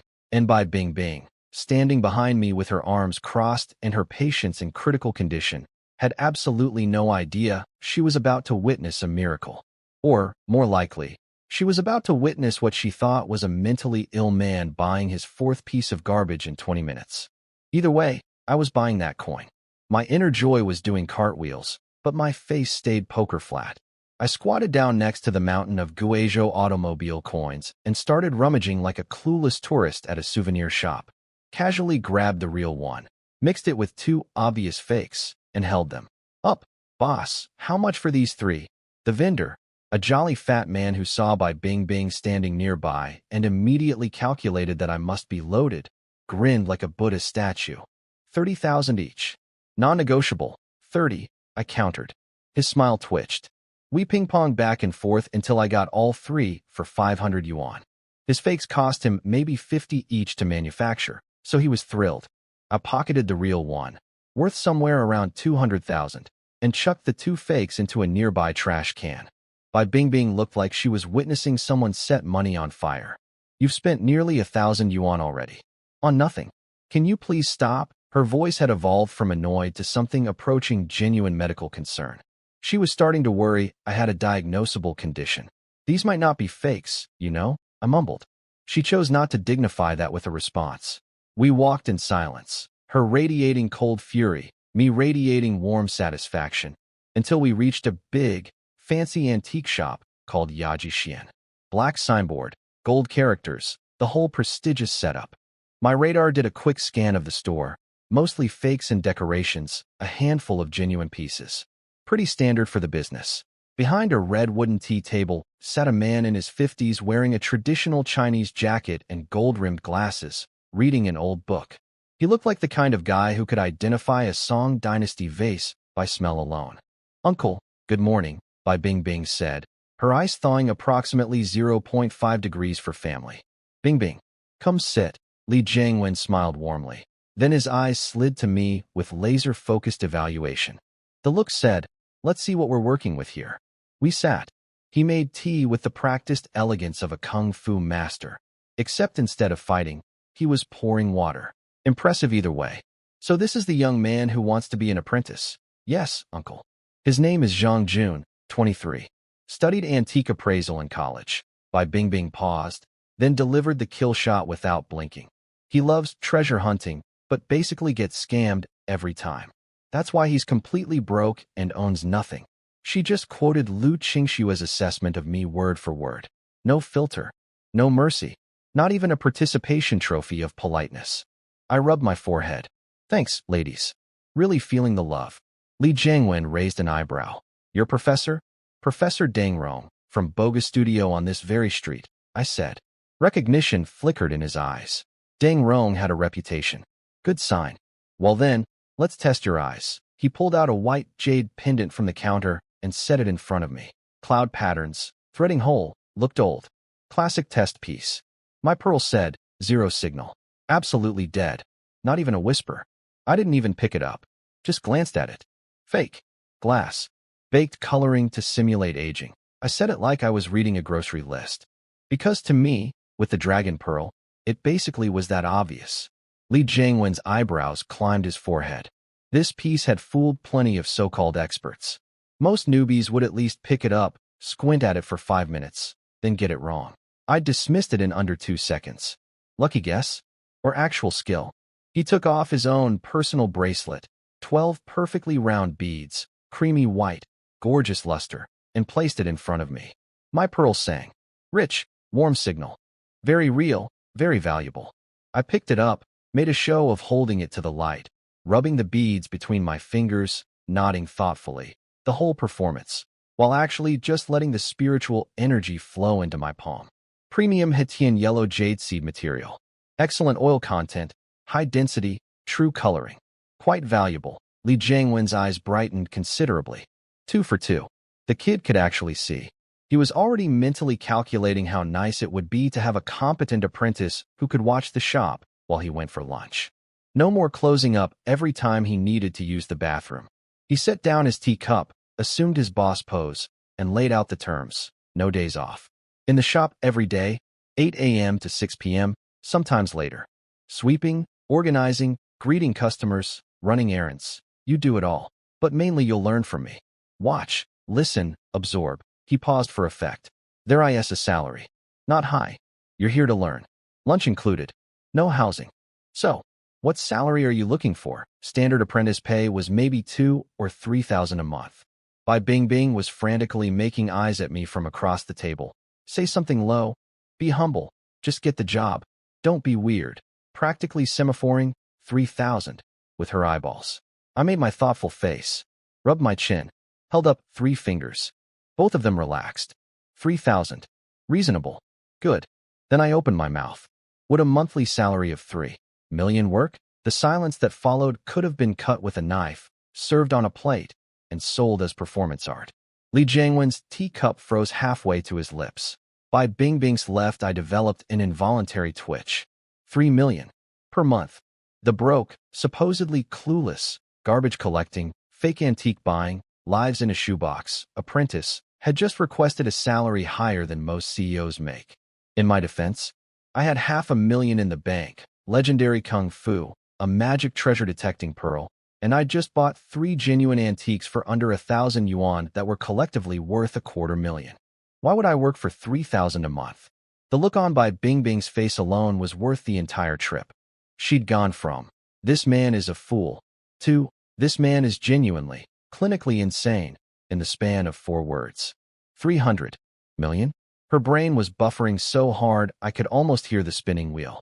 Because I paused between 300 and million, both of them only heard the first part. Li Jiangwen's face lit up like a Christmas tree. 300 yuan a month? This kid was basically volunteering. A trained appraiser who could tell real from fake, and he wanted lunch money as his salary? The man was already mentally planning his vacation schedule. Bai Bingbing rubbed her forehead, half amused, half pitying. She'd told me to aim low, but this low? 300 couldn't even cover food for a week. But hey, free housing at the villa, so maybe it worked out? Both of them were sitting there, marinating in satisfaction, when I scratched my head and added, "Oh, just to clarify, I said 300 million, not 300. I let that detonate. And honestly, I'm giving you a discount because you're my wifey Bingbing's uncle. Normally I'd charge at least 10 million a month." The silence that followed was so thick you could have built furniture out of it. Li Jiangwen's smile didn't fade, it died. It went from, "Jackpot," to, "Am I being pranked?" to, "Is this person medically insane?" in about 2 seconds. He literally stuck his finger in his ear and wiggled it, checking if his hearing was broken. 3 million a month. As an apprentice. At a shop that probably didn't make 3 million in a year. He was looking at me the way you look at someone who just told you they're the reincarnation of Napoleon. Bai Bingbing's face went through a journey. Confusion, disbelief, horror, and finally, he's clinically insane. He is actually, medically, certifiably insane. We invited a lunatic into our home. I could see her mentally connecting the dots, the compulsive garbage buying, the delusional confidence, the wifey thing, all symptoms pointing to one diagnosis. This man's brain is broken. But then I made things worse. Because I'm me. I'm only asking this much because you're my wifey Bingbing's uncle. What? Li Jiangwen launched out of his chair like a rocket. You're Bingbing's boyfriend? His face was pure catastrophe. The expression of a man watching a rare orchid being planted in radioactive sewage. Uncle, no, Bai Bingbing nearly fainted, jumping up to do damage control. He's not my boyfriend. He's just a fan. Fans call me that online. It's a fan thing. She was mentally murdering Lu Qingxue with every brain cell she had. You brought home a psychopath as our bodyguard, Qingxue. Sure, he can punch people, but he's deranged. Li Jiangwen collapsed back into his chair, clutching his chest. Oh, thank God. The relief was so powerful he looked like a man who'd just been told his terminal diagnosis was actually just gas. Because in his mind, Bai Bingbing was royalty. Only the wealthiest, most powerful men in the country deserved her. This raving lunatic demanding 3 million yuan per month at an antique shop? He wasn't qualified to carry her shoes. The misunderstanding was cleared, but the mood was destroyed. Li Jiangwen pointed at the door, face thunderous. This shop is too small for a big Buddha like you. Get out. Now here was my masterpiece of acting. I put on my most desperate, heartbroken, puppy dog kicked in the rain face. Please, Mr. Li. I really want this job. I can make you so much money. You have no idea. I frantically pulled out my morning purchases, the 2 Tianqi coins, the blue and white bowl, the Guizhou automobile coin, and thrust them toward him like a child showing a parent a crayon drawing. Look, these are all genuine treasures I found today. They're worth a fortune. With me in your shop, you'd make tens of millions. He didn't even glance at them. In his mind, I was waving around a bag of garbage and calling it treasure. Which, from his perspective, was entirely consistent with my diagnosis of being a crazy person. He leaned toward Bai Bingbing and whispered, loud enough for me and probably the entire street to hear. Is he mentally okay? Bai Bingbing, to her credit, looked genuinely embarrassed. Probably not, but I didn't know before today. She sighed the sigh of a woman questioning every life decision that led to this moment. He's probably not suited for any normal job. She stood up, glared at me with the force of a glacier, and commanded, we're leaving. Unless you want to embarrass yourself more. 3 million a month. The richest man alive couldn't afford you. My uncle certainly can't. Inside, I was celebrating. Mission accomplished. I'd successfully torpedoed the job interview without technically refusing it. I'd shown eagerness. I really wanted to work here. but made myself unhireable through salary demands. Now neither Lu Qingxue nor Bai Bingbing could blame me for being unemployed. I tried. The salary negotiation just didn't work out. Perfect.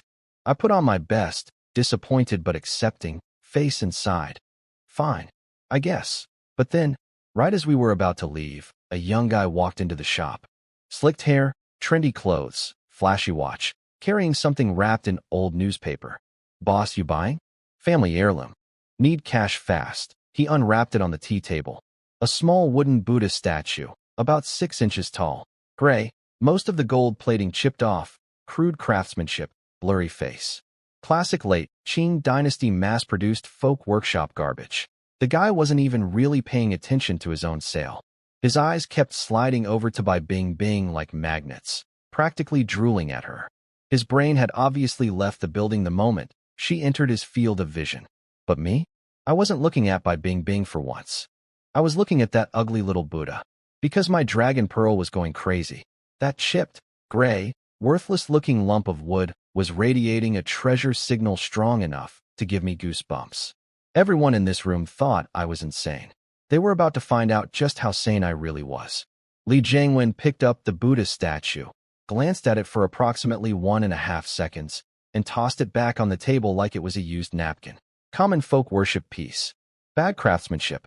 Tons of these around. Worth 1,000, max. The young seller exploded. 1,000? That's not even dinner. This is a family heirloom. Kid, you've been to other shops. They probably offered even less. Li Jiangwen fired back, still cranky from my salary demand. Junk is junk. We're not a charity. The guy tried to push for 2,000. Li Jiangwen didn't budge a single yuan. The young man grabbed his Buddha, cursed under his breath about rip-off shops, and headed for the door. And that was my cue. Wait. I lunged after him like a cat chasing a laser pointer, leaving Bai Bingbing and Li Jiangwen staring at me with matching, what now, faces. I caught the guy at the door, grinning like I'd just won the lottery, which, spiritually speaking, I had. Brother, 2,000. Deal. I'll take it. I whipped out cash, counted out 200 yuan bills, slapped them into his hand, and snatched that ugly little Buddha before anyone could blink. The young man stared at the money, stared at me. His expression clearly said, I have found the world's biggest idiot, and I must leave before he realizes what happened. He pocketed the cash and sprinted away. Gone in 3 seconds. Didn't even look back. Probably ran all the way home laughing. Back inside, the silence was deafening. Bai Bingbing and Li Jiangwen were standing there looking at me like I'd just eaten a brick and asked for seconds. Uncle, Bai Bingbing whispered. He already spent over 1,000 on 3 fakes this morning. And now another 2,000 on this. Li Jiangwen's face was pure pity now. The man genuinely looked like he might cry on my behalf. Bingbing, he said solemnly, shaking his head. Please take him to a hospital. Perhaps there's still hope for treatment. He was serious. He wanted me committed. Not hired, hospitalized. In his professional opinion, I had crossed the line from eccentric collector to clinical delusion requiring medical intervention. Bai Bingbing's toes were curling so hard inside her shoes, she was probably drilling through the floor. The embarrassment was physical. Uncle, I'll take him to get checked out immediately, she said through gritted teeth, already planning the fastest route to the nearest psychiatric ward. She stepped outside and found me lovingly polishing my ugly gray Buddha with my sleeve, smiling at it like it was a newborn puppy. The vein in her temple pulsed visibly. We're going to the hospital. Now, her voice could have frozen lava. Hospital? They actually think I'm mentally ill. Okay, I may have overplayed this a tiny bit. The 3 million salary, the garbage shopping spree, the overpaying for a worthless Buddha eye in front of a professional antique dealer. Yeah, the accumulated evidence was not great for my sanity profile. I needed an emergency image rehabilitation. Fast. Actually, I need to stop by my professor's shop first. Just to say hi. I pulled out Professor Deng as my emergency credibility shield. Bai Bingbing almost said no, but then thought, if even his own teacher thinks he's crazy, then we have our answer and I can kick him out today. Lead the way, she said. 2 words. Maximum ice. So we walked through the antique street together, the possible lunatic and the untouchable goddess. And naturally, she was recognized within 30 seconds. Oh my God, it's Bai Bingbing. She's even more beautiful in person. Those legs, Bing Bing. Look here. I'm your biggest fan. People swarmed. Phones everywhere. Cameras clicking. The entire street turned into an impromptu photo shoot. If I could date by Bing Bing, I'd die happy tomorrow, some random dude murmured with glazed eyes. She ignored all of them. Pure Ice Queen autopilot. Just frowned slightly and walked faster while I instinctively moved closer, using my body to block people who got too near. Bodyguard mode activated. Even if the person I was protecting currently thought I needed psychiatric medication. We finally reached Professor Deng's shop. Familiar incense. Familiar old book smell. The old man was hunched over some ancient text, squinting through his reading glasses. Professor, good morning, I called out cheerfully. Then I stepped aside, gestured grandly at Bai Bing Bing, and announced with absolute confidence, "This is my wife, Bai Bing Bing." PFFFFFFD. Professor Deng's tea went everywhere. Up his nose, down his chin, across the ancient text he'd been reading. His glasses slid to the tip of his nose as he hacked and coughed violently. He looked at me. He looked at her. This otherworldly creature standing in his doorway radiating, touch me and die. Energy while simultaneously looking like she'd been sculpted by a team of angels with PhDs in beauty. Am married? Wife? His voice cracked like a teenager's. I could see his brain struggling to process. Yesterday, this kid showed up with a cool coin. Today, he shows up with a supermodel wife? How? When? In what universe does this math work? Bai Bing Bing, meanwhile, was standing behind me contemplating whether it would be legally defensible to strangle me in front of a witness. 3 times. I called her wifey 3 times today in front of 3 different people. The score so far. People who think I'm her boyfriend. 2 people who think I'm insane. 2 people who think both. 2, and the day was still young.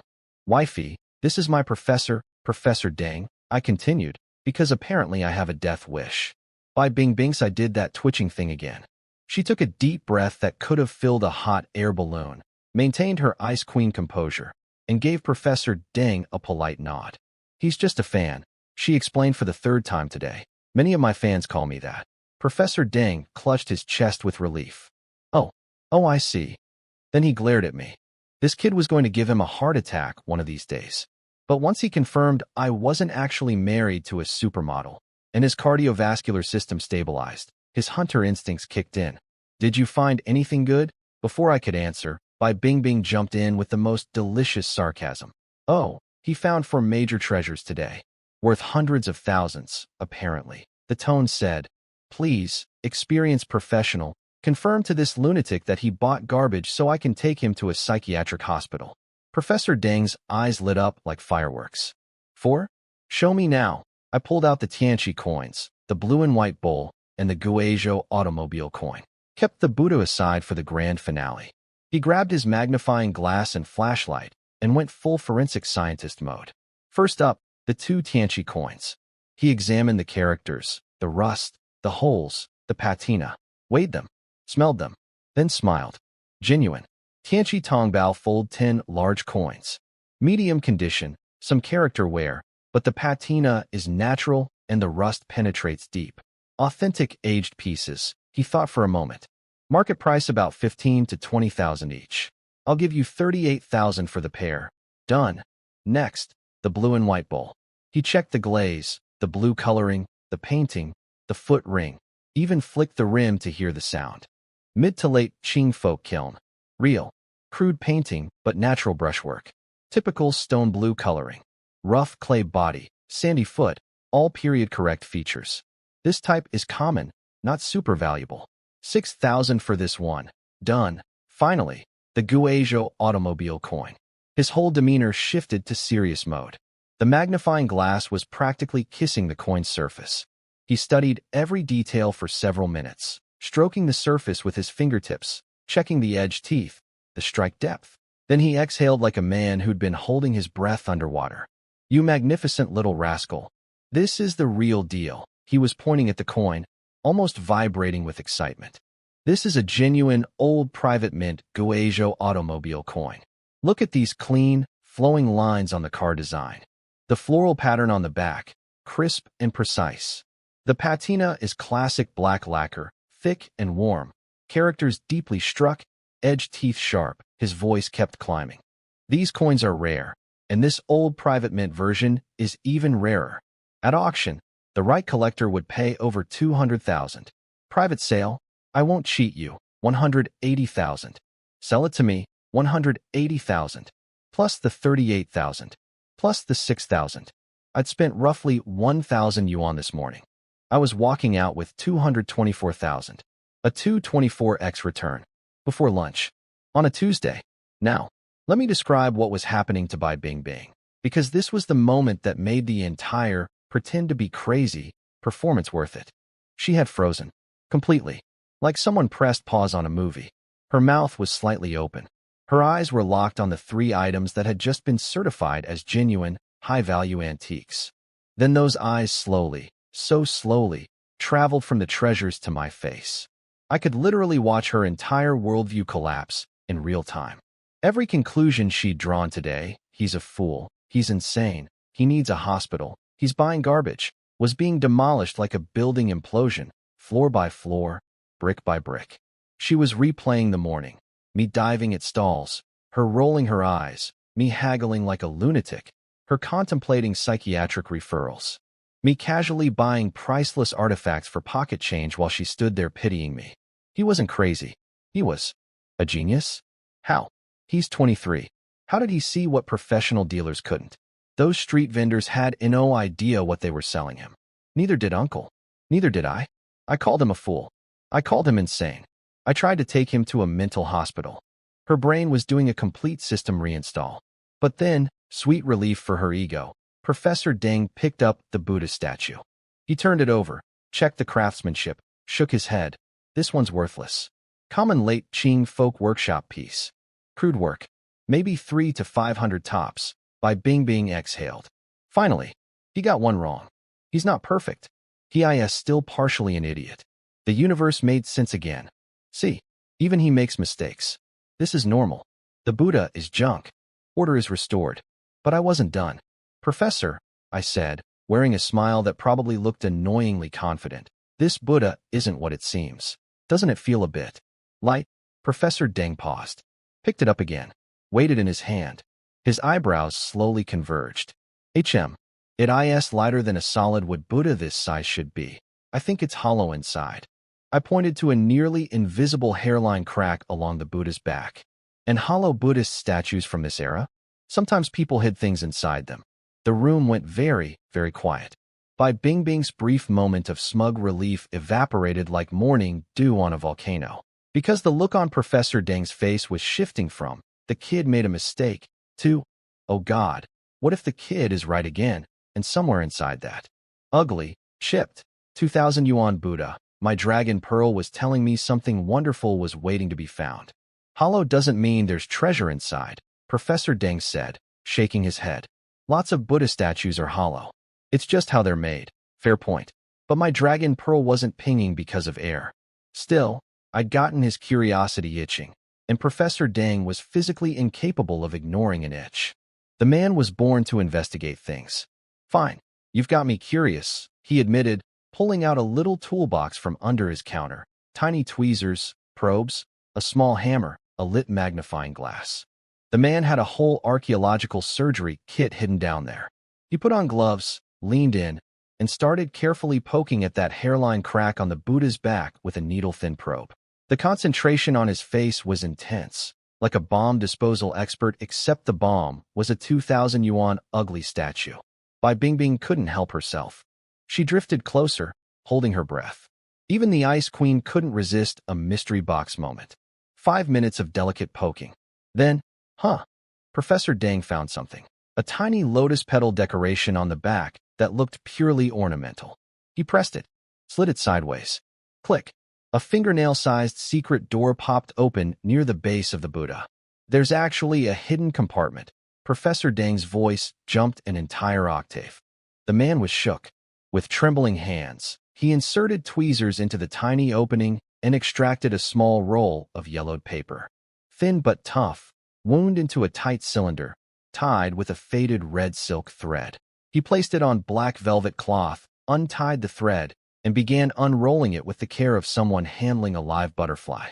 10 sheets, each one printed with elaborate designs, complex text, anti-counterfeiting patterns, and bright red official seals.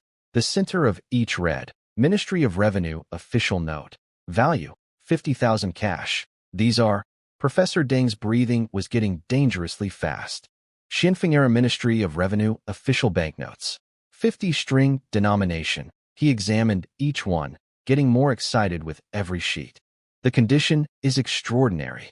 Some natural yellowing, minor fold lines, but zero damage, zero staining. The red seals are perfectly clear. The designs are intact, and they're sequentially numbered. 10 in a row. Let me translate. Xinfeng Era banknotes were paper currency from the late Qing dynasty. Because of wars and massive inflation, most were destroyed. Finding ones in good condition was already rare. Finding 10 consecutive serial numbers in near-perfect condition? That was like finding a unicorn riding another unicorn. Professor Deng looked up at me with an expression I'd never seen before. Not teacher looking at student. More like scientist discovering new species. Zhang Jun, what are your eyes made of? You knew there were Xianfeng banknotes hidden inside a hollow Buddha statue? You didn't guess. You knew. Nah, just lucky, I said casually, waving it off. Thank you, Dragon Pearl. All credit goes to you, my beautiful magical hand rock. I want these. Professor Deng grabbed my wrist like a man grabbing a life raft. Name your price. No, I'll name the price. These 10 notes, if the right paper currency collector sees them, could easily fetch 1 to 1.8 million. Plus the Buddha itself. Even though it's crude, the hidden treasure story alone adds value. He switched to emotional warfare. Zhang Jun, have I been a good teacher? Haven't I always treated you well? You wouldn't forget your old professor, would you? Let me have these. 1 million. Buddha plus banknotes. 1 million. Yuan. He saw me hesitate and added desperately. You can't sell these yourself anyway. Let me handle it. Cash in your pocket, safe and simple. I looked at his eager, sincere face. He genuinely loved these pieces. And 1 million was a very fair price. Maybe even generous considering he was factoring in his fondness for me. Professor, when you put it that way. Fine. 1 million. Deal? All 4 items today. 1,224,000 total. Transferring now. Phone buzzed. Bank notification. 1,224,000 yen received. 1.22 million. From a morning of shopping that cost me roughly 3,000 yuan. Let me update the life scoreboard. Yesterday's earnings. 510,000 yen. Today's morning earnings. 1,224,000 yen running total. Approximately 1,734,000 yen, 1.7 million yuan. I was a millionaire. In 2 days. Starting from zero. Now, by Bing Bing. Oh, beautiful, frosty, condescending by Bing Bing. The woman who had spent the entire morning looking at me like I was a case study in clinical insanity. Who had tried to take me to a hospital. Who had told her uncle I was, probably brain damaged. Who had watched me buy 4 items and mentally filed each purchase under evidence of mental illness. She was standing there looking like someone had pulled the plug on her operating system. Her eyes moved from the beautiful Xianfeng banknotes spread across the velvet to smiling Professor Deng. To my face. I could see every realization crashing through her mind like dominoes. The Buddha had treasure inside, worth 1 million. Uncle saw the same Buddha and offered 1,000. Uncle was wrong. I called Zhang Jun a fool. I called him insane. I tried to get him committed. The fool just made 1.2 million in one morning, when he asked for 3 million a month. Was that, actually, reasonable? That last thought clearly horrified her, but she couldn't think it. A man who casually earns 1.2 million before lunch asking for 3 million a month wasn't crazy. He was giving a discount. Her entire framework for understanding me had been carpet-bombed. Every label she'd stuck on me, idiot, lunatic, charity case, needs psychiatric help, was now lying in smoking ruins. And the biggest question circling her brain, if he's this good, why was he broke before? Did he just activate this ability today? She was staring at me like I was a Rubik's Cube that had just solved itself. Professor Deng beamed at me with grandfatherly pride. Outstanding. The student surpasses the master. Come back anytime. I nodded warmly, then turned to the still buffering ice goddess. Come on, wifey. Let's go. She followed me out without correcting me. For the first time all day, she didn't say a single word about the wifey thing. Progress. Walking out of Professor Deng's shop, The antique street was still buzzing, but Bai Bingbing had gone quiet. The Ice Queen was experiencing a system malfunction. She kept glancing at me sideways with this look I'd never seen on her before, like I was a vending machine that had just dispensed a Ferrari instead of a candy bar. I couldn't resist. So, wifey, are we still going to the hospital? And no, she turned away so fast her hair whipped in an arc. Her ears were pink. Bai Bingbing's ears were pink. If I'd told anyone this, they'd have called me the one needing psychiatric evaluation. Then where are we going? Follow me. She power walked back toward her uncle's shop, heels clicking on the cobblestones with a rhythm that screamed, I have made a terrible miscalculation, and I need to fix it immediately. She was dragging me back to Li Jiangwen's shop. Not because she wanted me to get a job anymore, but because she needed to convince her uncle that I was insane. We walked into Yaji Xian. Li Jiangwen was feather dusting his shelves, looking peaceful. The moment he spotted us, his face curdled like expired milk. He didn't even let us speak, just started waving his hands frantically. Bingbing, why are you back? Even if he accepts 300 yuan now, I don't want him. This mentally unstable person could destroy my merchandise. Smash things. Scare customers. Take him wherever. A hospital, a temple. I don't care, just not here. Bai Bingbing's face turned the color of a stoplight. She grabbed her uncle's arm, dragged him to a corner of the shop, and started explaining in rapid fire. From across the room, I could watch his face transform in real time. It was like watching a time-lapse of the seasons changing. Winter, disgust. Why did you bring the crazy man back? Spring, confusion. Wait, the coins were real? Summer, shock. The Buddha had a secret compartment. Autumn, devastating regret, he made. 1.2 million this morning. He whipped his head around and stared at me, standing there casually browsing his merchandise, hands behind my back, radiating main character energy. I could see the exact moment his soul left his body. That, worthless, Buddha he'd dismissed for 1,000 yuan, had Xinfeng banknotes inside it worth 1 million. And this, lunatic he'd kicked out of his shop had spotted it, bought it for 2,000, and flipped it within the hour. The math was simple and devastating. Li Jiangwen had been standing 1,000 yuan away from making over 1 million, and he'd let it walk out his door because he couldn't be bothered to look twice.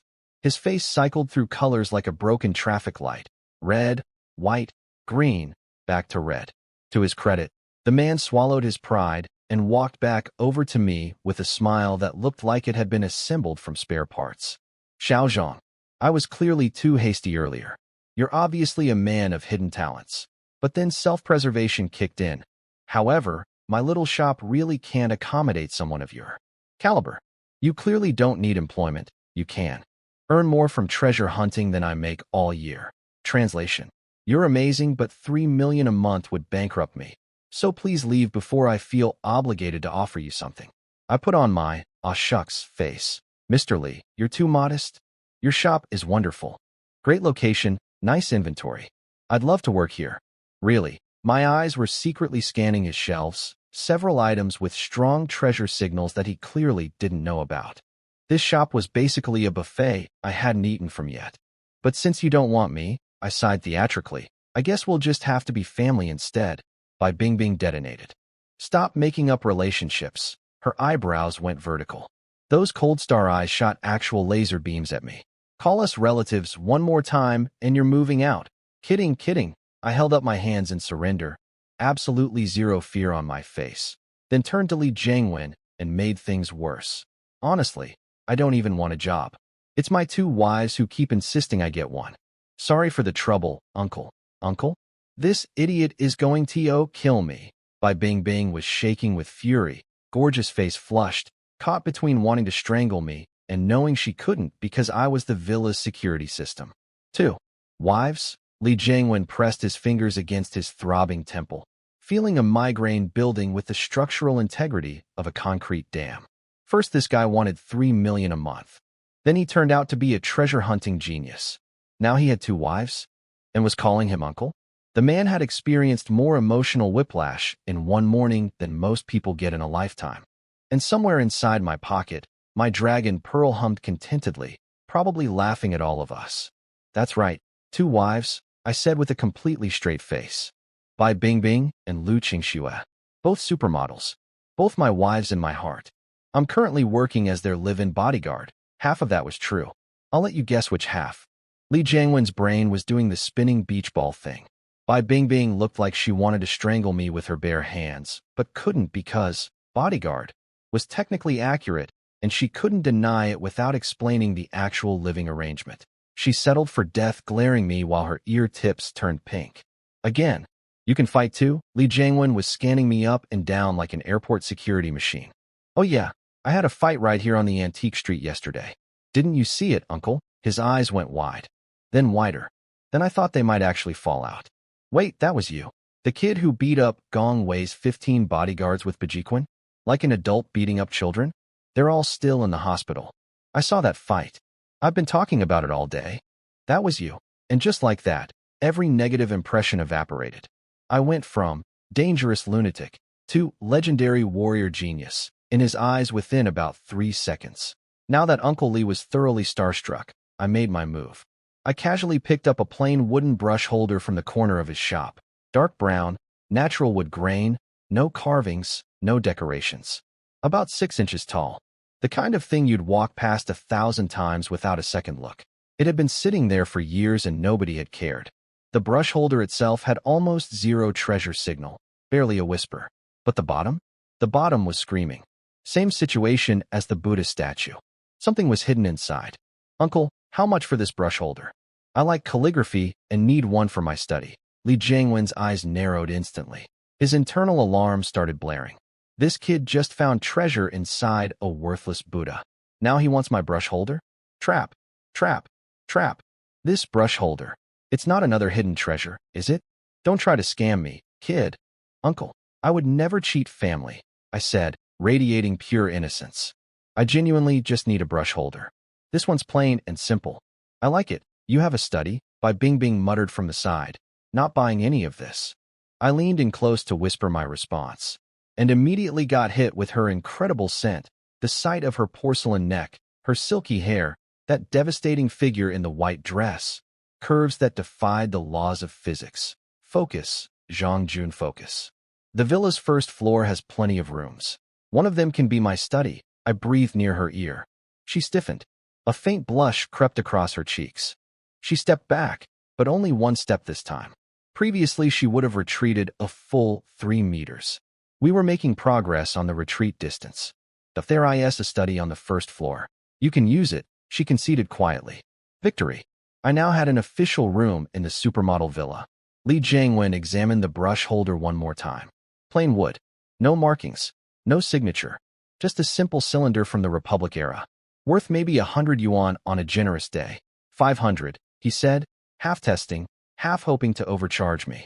50, I fired back. You call me uncle and you haggle like that? Fine. 60, and that's because of my wifey Bingbing. Stop involving me in your negotiations. Bai Bingbing snapped from the sidelines, face burning.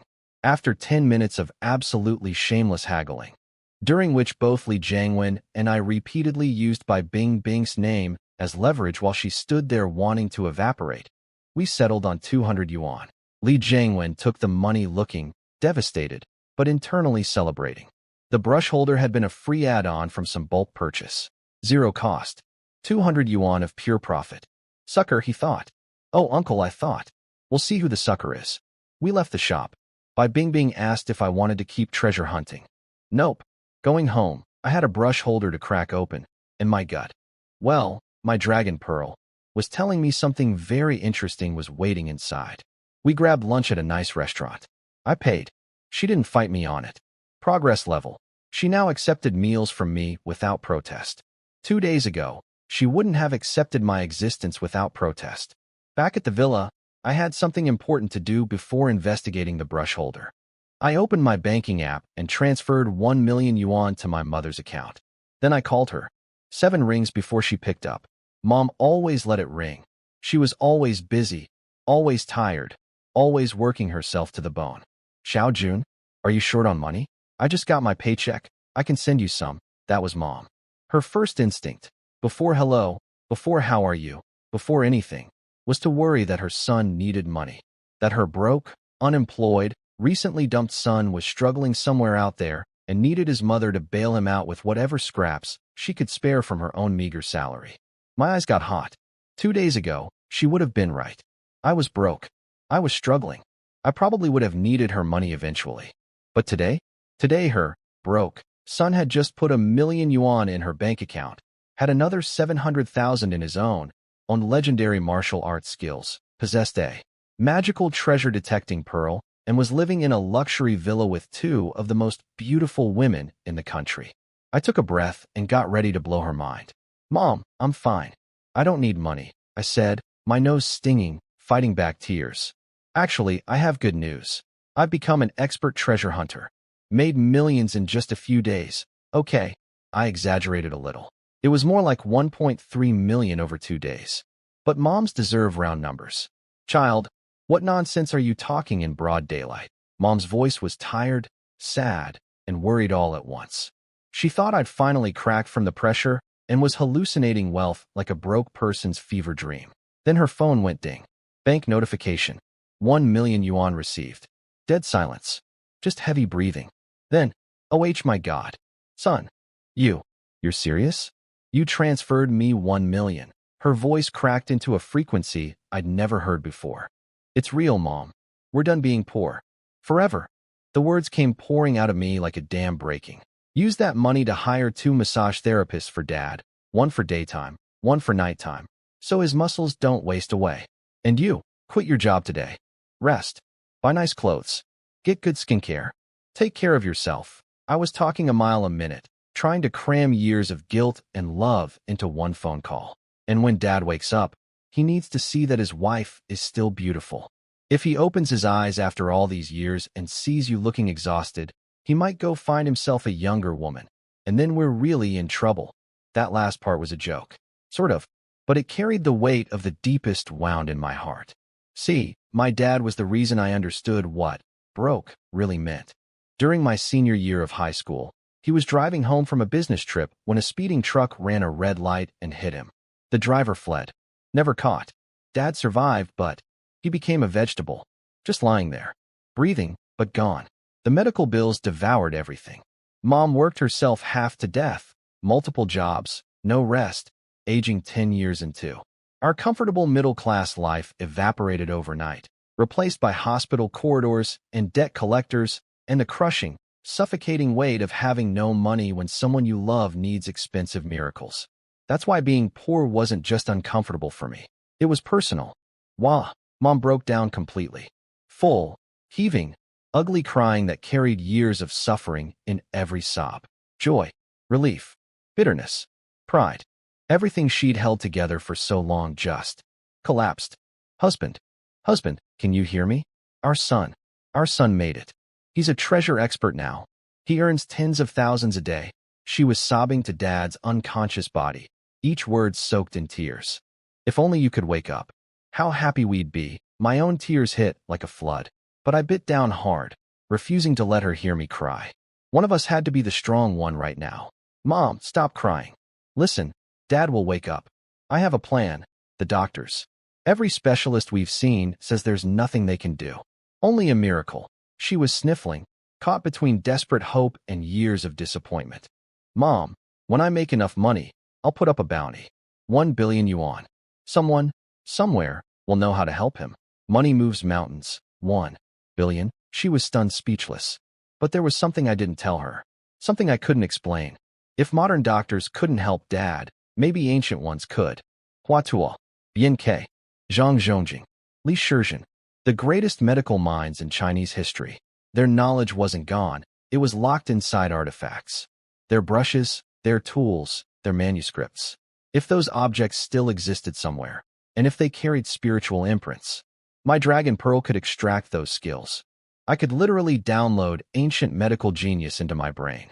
All I had to do was keep hunting treasures, meeting collectors, exploring the antique world. Someday, maybe someday soon, I'd find a relic touched by a legendary physician. And on that day, I'd become a doctor who could perform miracles. And I'd wake up my father. "Mom, trust me. Just this once. I will earn that billion. Maybe more. Your job right now is to take care of yourself, enjoy life, and wait for Dad to open his eyes. Leave everything else to me." She finally laughed through her tears. Okay, okay, I believe you. My son is the best. I'll go hire those massage therapists right now. And, and maybe buy a new dress. Hearing her laugh, actually laugh, for the first time in years nearly destroyed me all over again. I hung up, wiped my face, and took a deep breath. Time to open that brush holder. I found a small toolbox in the villa's storage room. Screwdrivers, a tiny hammer, tweezers. Carried everything into an empty first-floor room with a desk and bookshelves and good natural light. This is my study now, I announced to nobody. I placed the brush holder on the desk and hid it with a flashlight. The inside looked normal. The bottom looked solid. But with the right angle and the right light, I could see it. A hairline seam running around the edge of the base, disguised perfectly within the natural wood grain. And below that seam, my dragon pearl was practically having a seizure. The treasure signal was massive. Whatever was hidden under this false bottom was something serious. I took the flathead screwdriver and started working the seam. Slowly, carefully. The wood was hard, and I absolutely could not damage whatever was inside. 10 minutes of gentle, patient prying, the most restrained I'd been in 48 hours of nonstop chaos. Click. The bottom cracked open. False bottom. I knew it. I eased the circular base plate out with tweezers. Half a centimeter thick, fitted so precisely to the cylinder that you'd never find it without knowing it was there. Master-level craftsmanship. Underneath, a shallow round cavity, about 6 centimeters across. And inside that cavity, a small bundle wrapped in imperial yellow silk cloth. My heart was jackhammering, hands trembling. I lifted the little package out with tweezers, set it on a soft cloth, and began unwrapping the brittle old silk with the delicacy of a surgeon performing brain surgery. The fabric fell open. My eyes went wide. My face split into the biggest grin of my life. Because whatever was sitting there on that yellow silk, glowing softly under my desk lamp, was about to make everything that had happened so far look like pocket change. A silver dollar. Not just any silver dollar. This thing was a masterpiece. Chocolate brown patina with rainbow iridescence. Yuan Shirkai's portrait on the front, but carved deeper, sharper, more detailed than any regular coin. Every whisker on his mustache, every thread on his uniform, crisp as the day it was struck. And there, right next to the collar on the portrait's right side, a tiny, almost invisible scratch mark.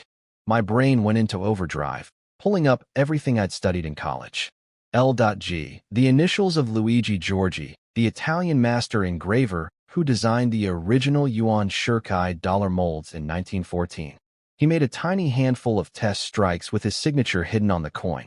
Only a few of these, signed edition, sample coins ever existed. Most collectors go their entire lives without even seeing one. Market value, anywhere from several $100,000 to over $1,000,000 yuan, depending on condition. And this one? Flawless. Perfect patina, natural wear, deep engraving, intact signature mark. I'm rich. Again. Still. More. My brain screamed while my hands trembled. Oli Jiangwen, dear Uncle Li, your shop really did have a hidden treasure. You sat on it for years, sold it to me for 200 yuan, and now I was holding something worth potentially $1,000,000. Life comes at you fast, Uncle. I was basking in the warm glow of yet another ridiculous windfall when, well. You little liar. You even cheat your own uncle. That brush holder did have treasure inside. I went rigid. Full ice down the spine reaction. Bai Bingbing was standing in the doorway. The door was cracked open. She'd been watching me pry open the false bottom and pull out the coin. She'd seen everything. She pushed the door wide open and walked in like a prosecutor entering a courtroom. Silver heels clicking, expensive perfume leading the charge, eyes locked on the evidence in my hand. Those cold, starry eyes stared at the silver dollar, then slowly traveled up to my face. No expression. Just explain.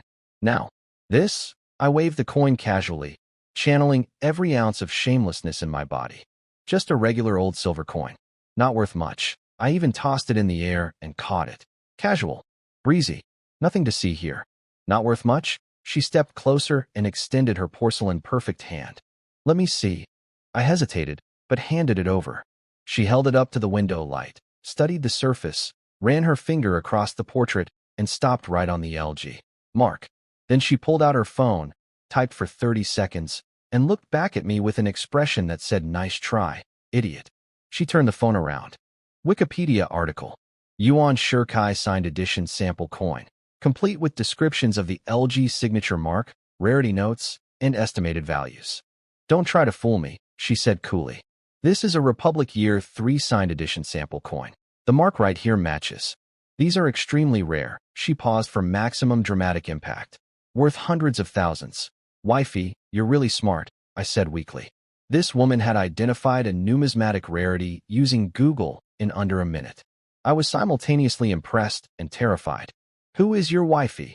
She snapped, cheeks going pink, but notably, with about 40% less fury than this morning's version of the same protest. The trajectory was clear. At this rate, she'd stop objecting entirely by Thursday. She handed the coin back, looking at me with an expression I couldn't fully decode. Part amazement, part frustration on behalf of her uncle, part something else entirely. You really just found another hidden treasure? My uncle is going to be sick when he finds out. Poor Uncle Lee. First the Buddha, now the brush holder.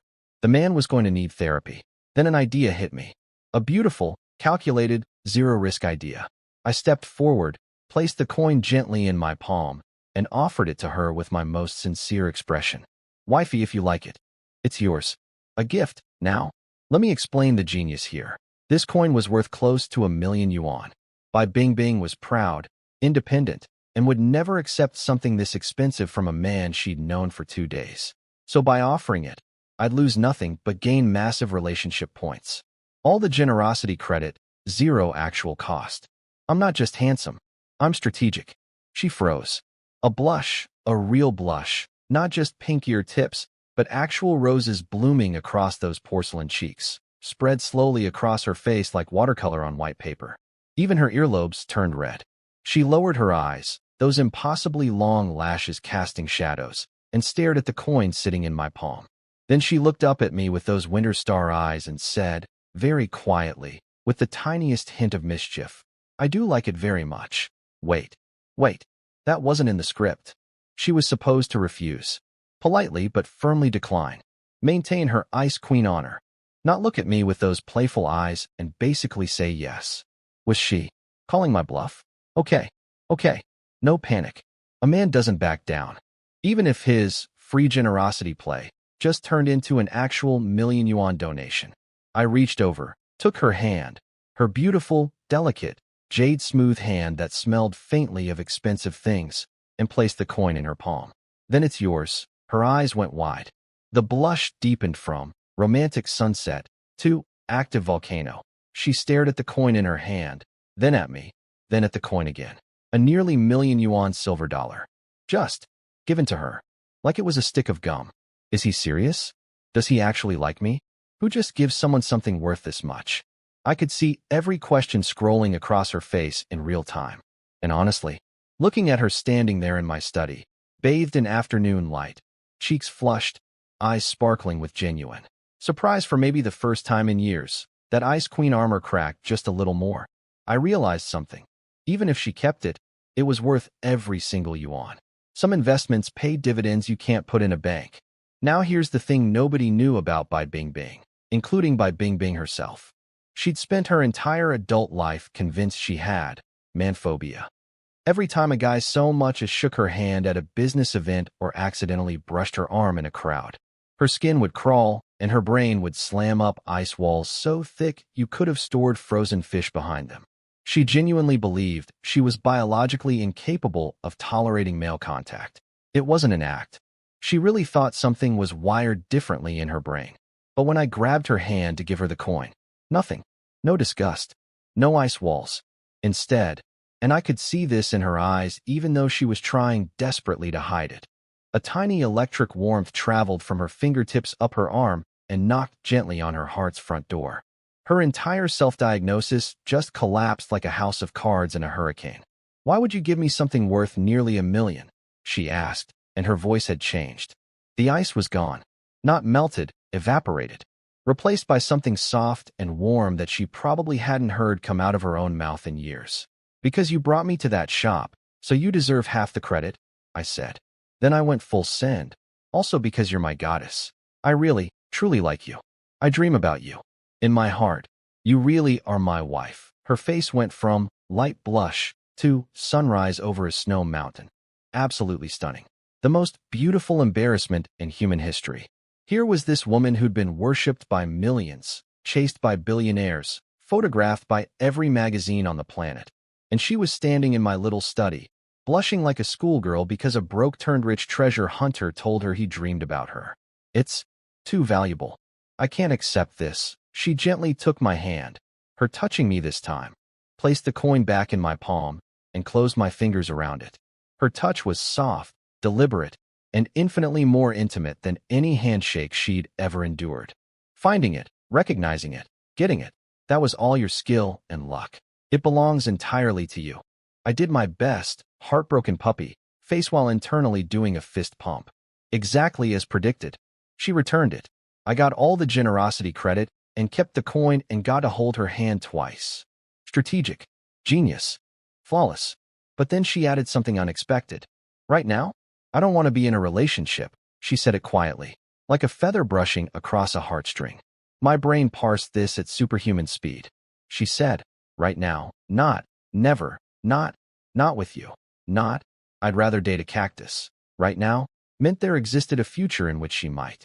And the fact that she felt the need to explain herself, to me, a guy she'd tried to hospitalize 6 hours ago, meant she was already thinking about it.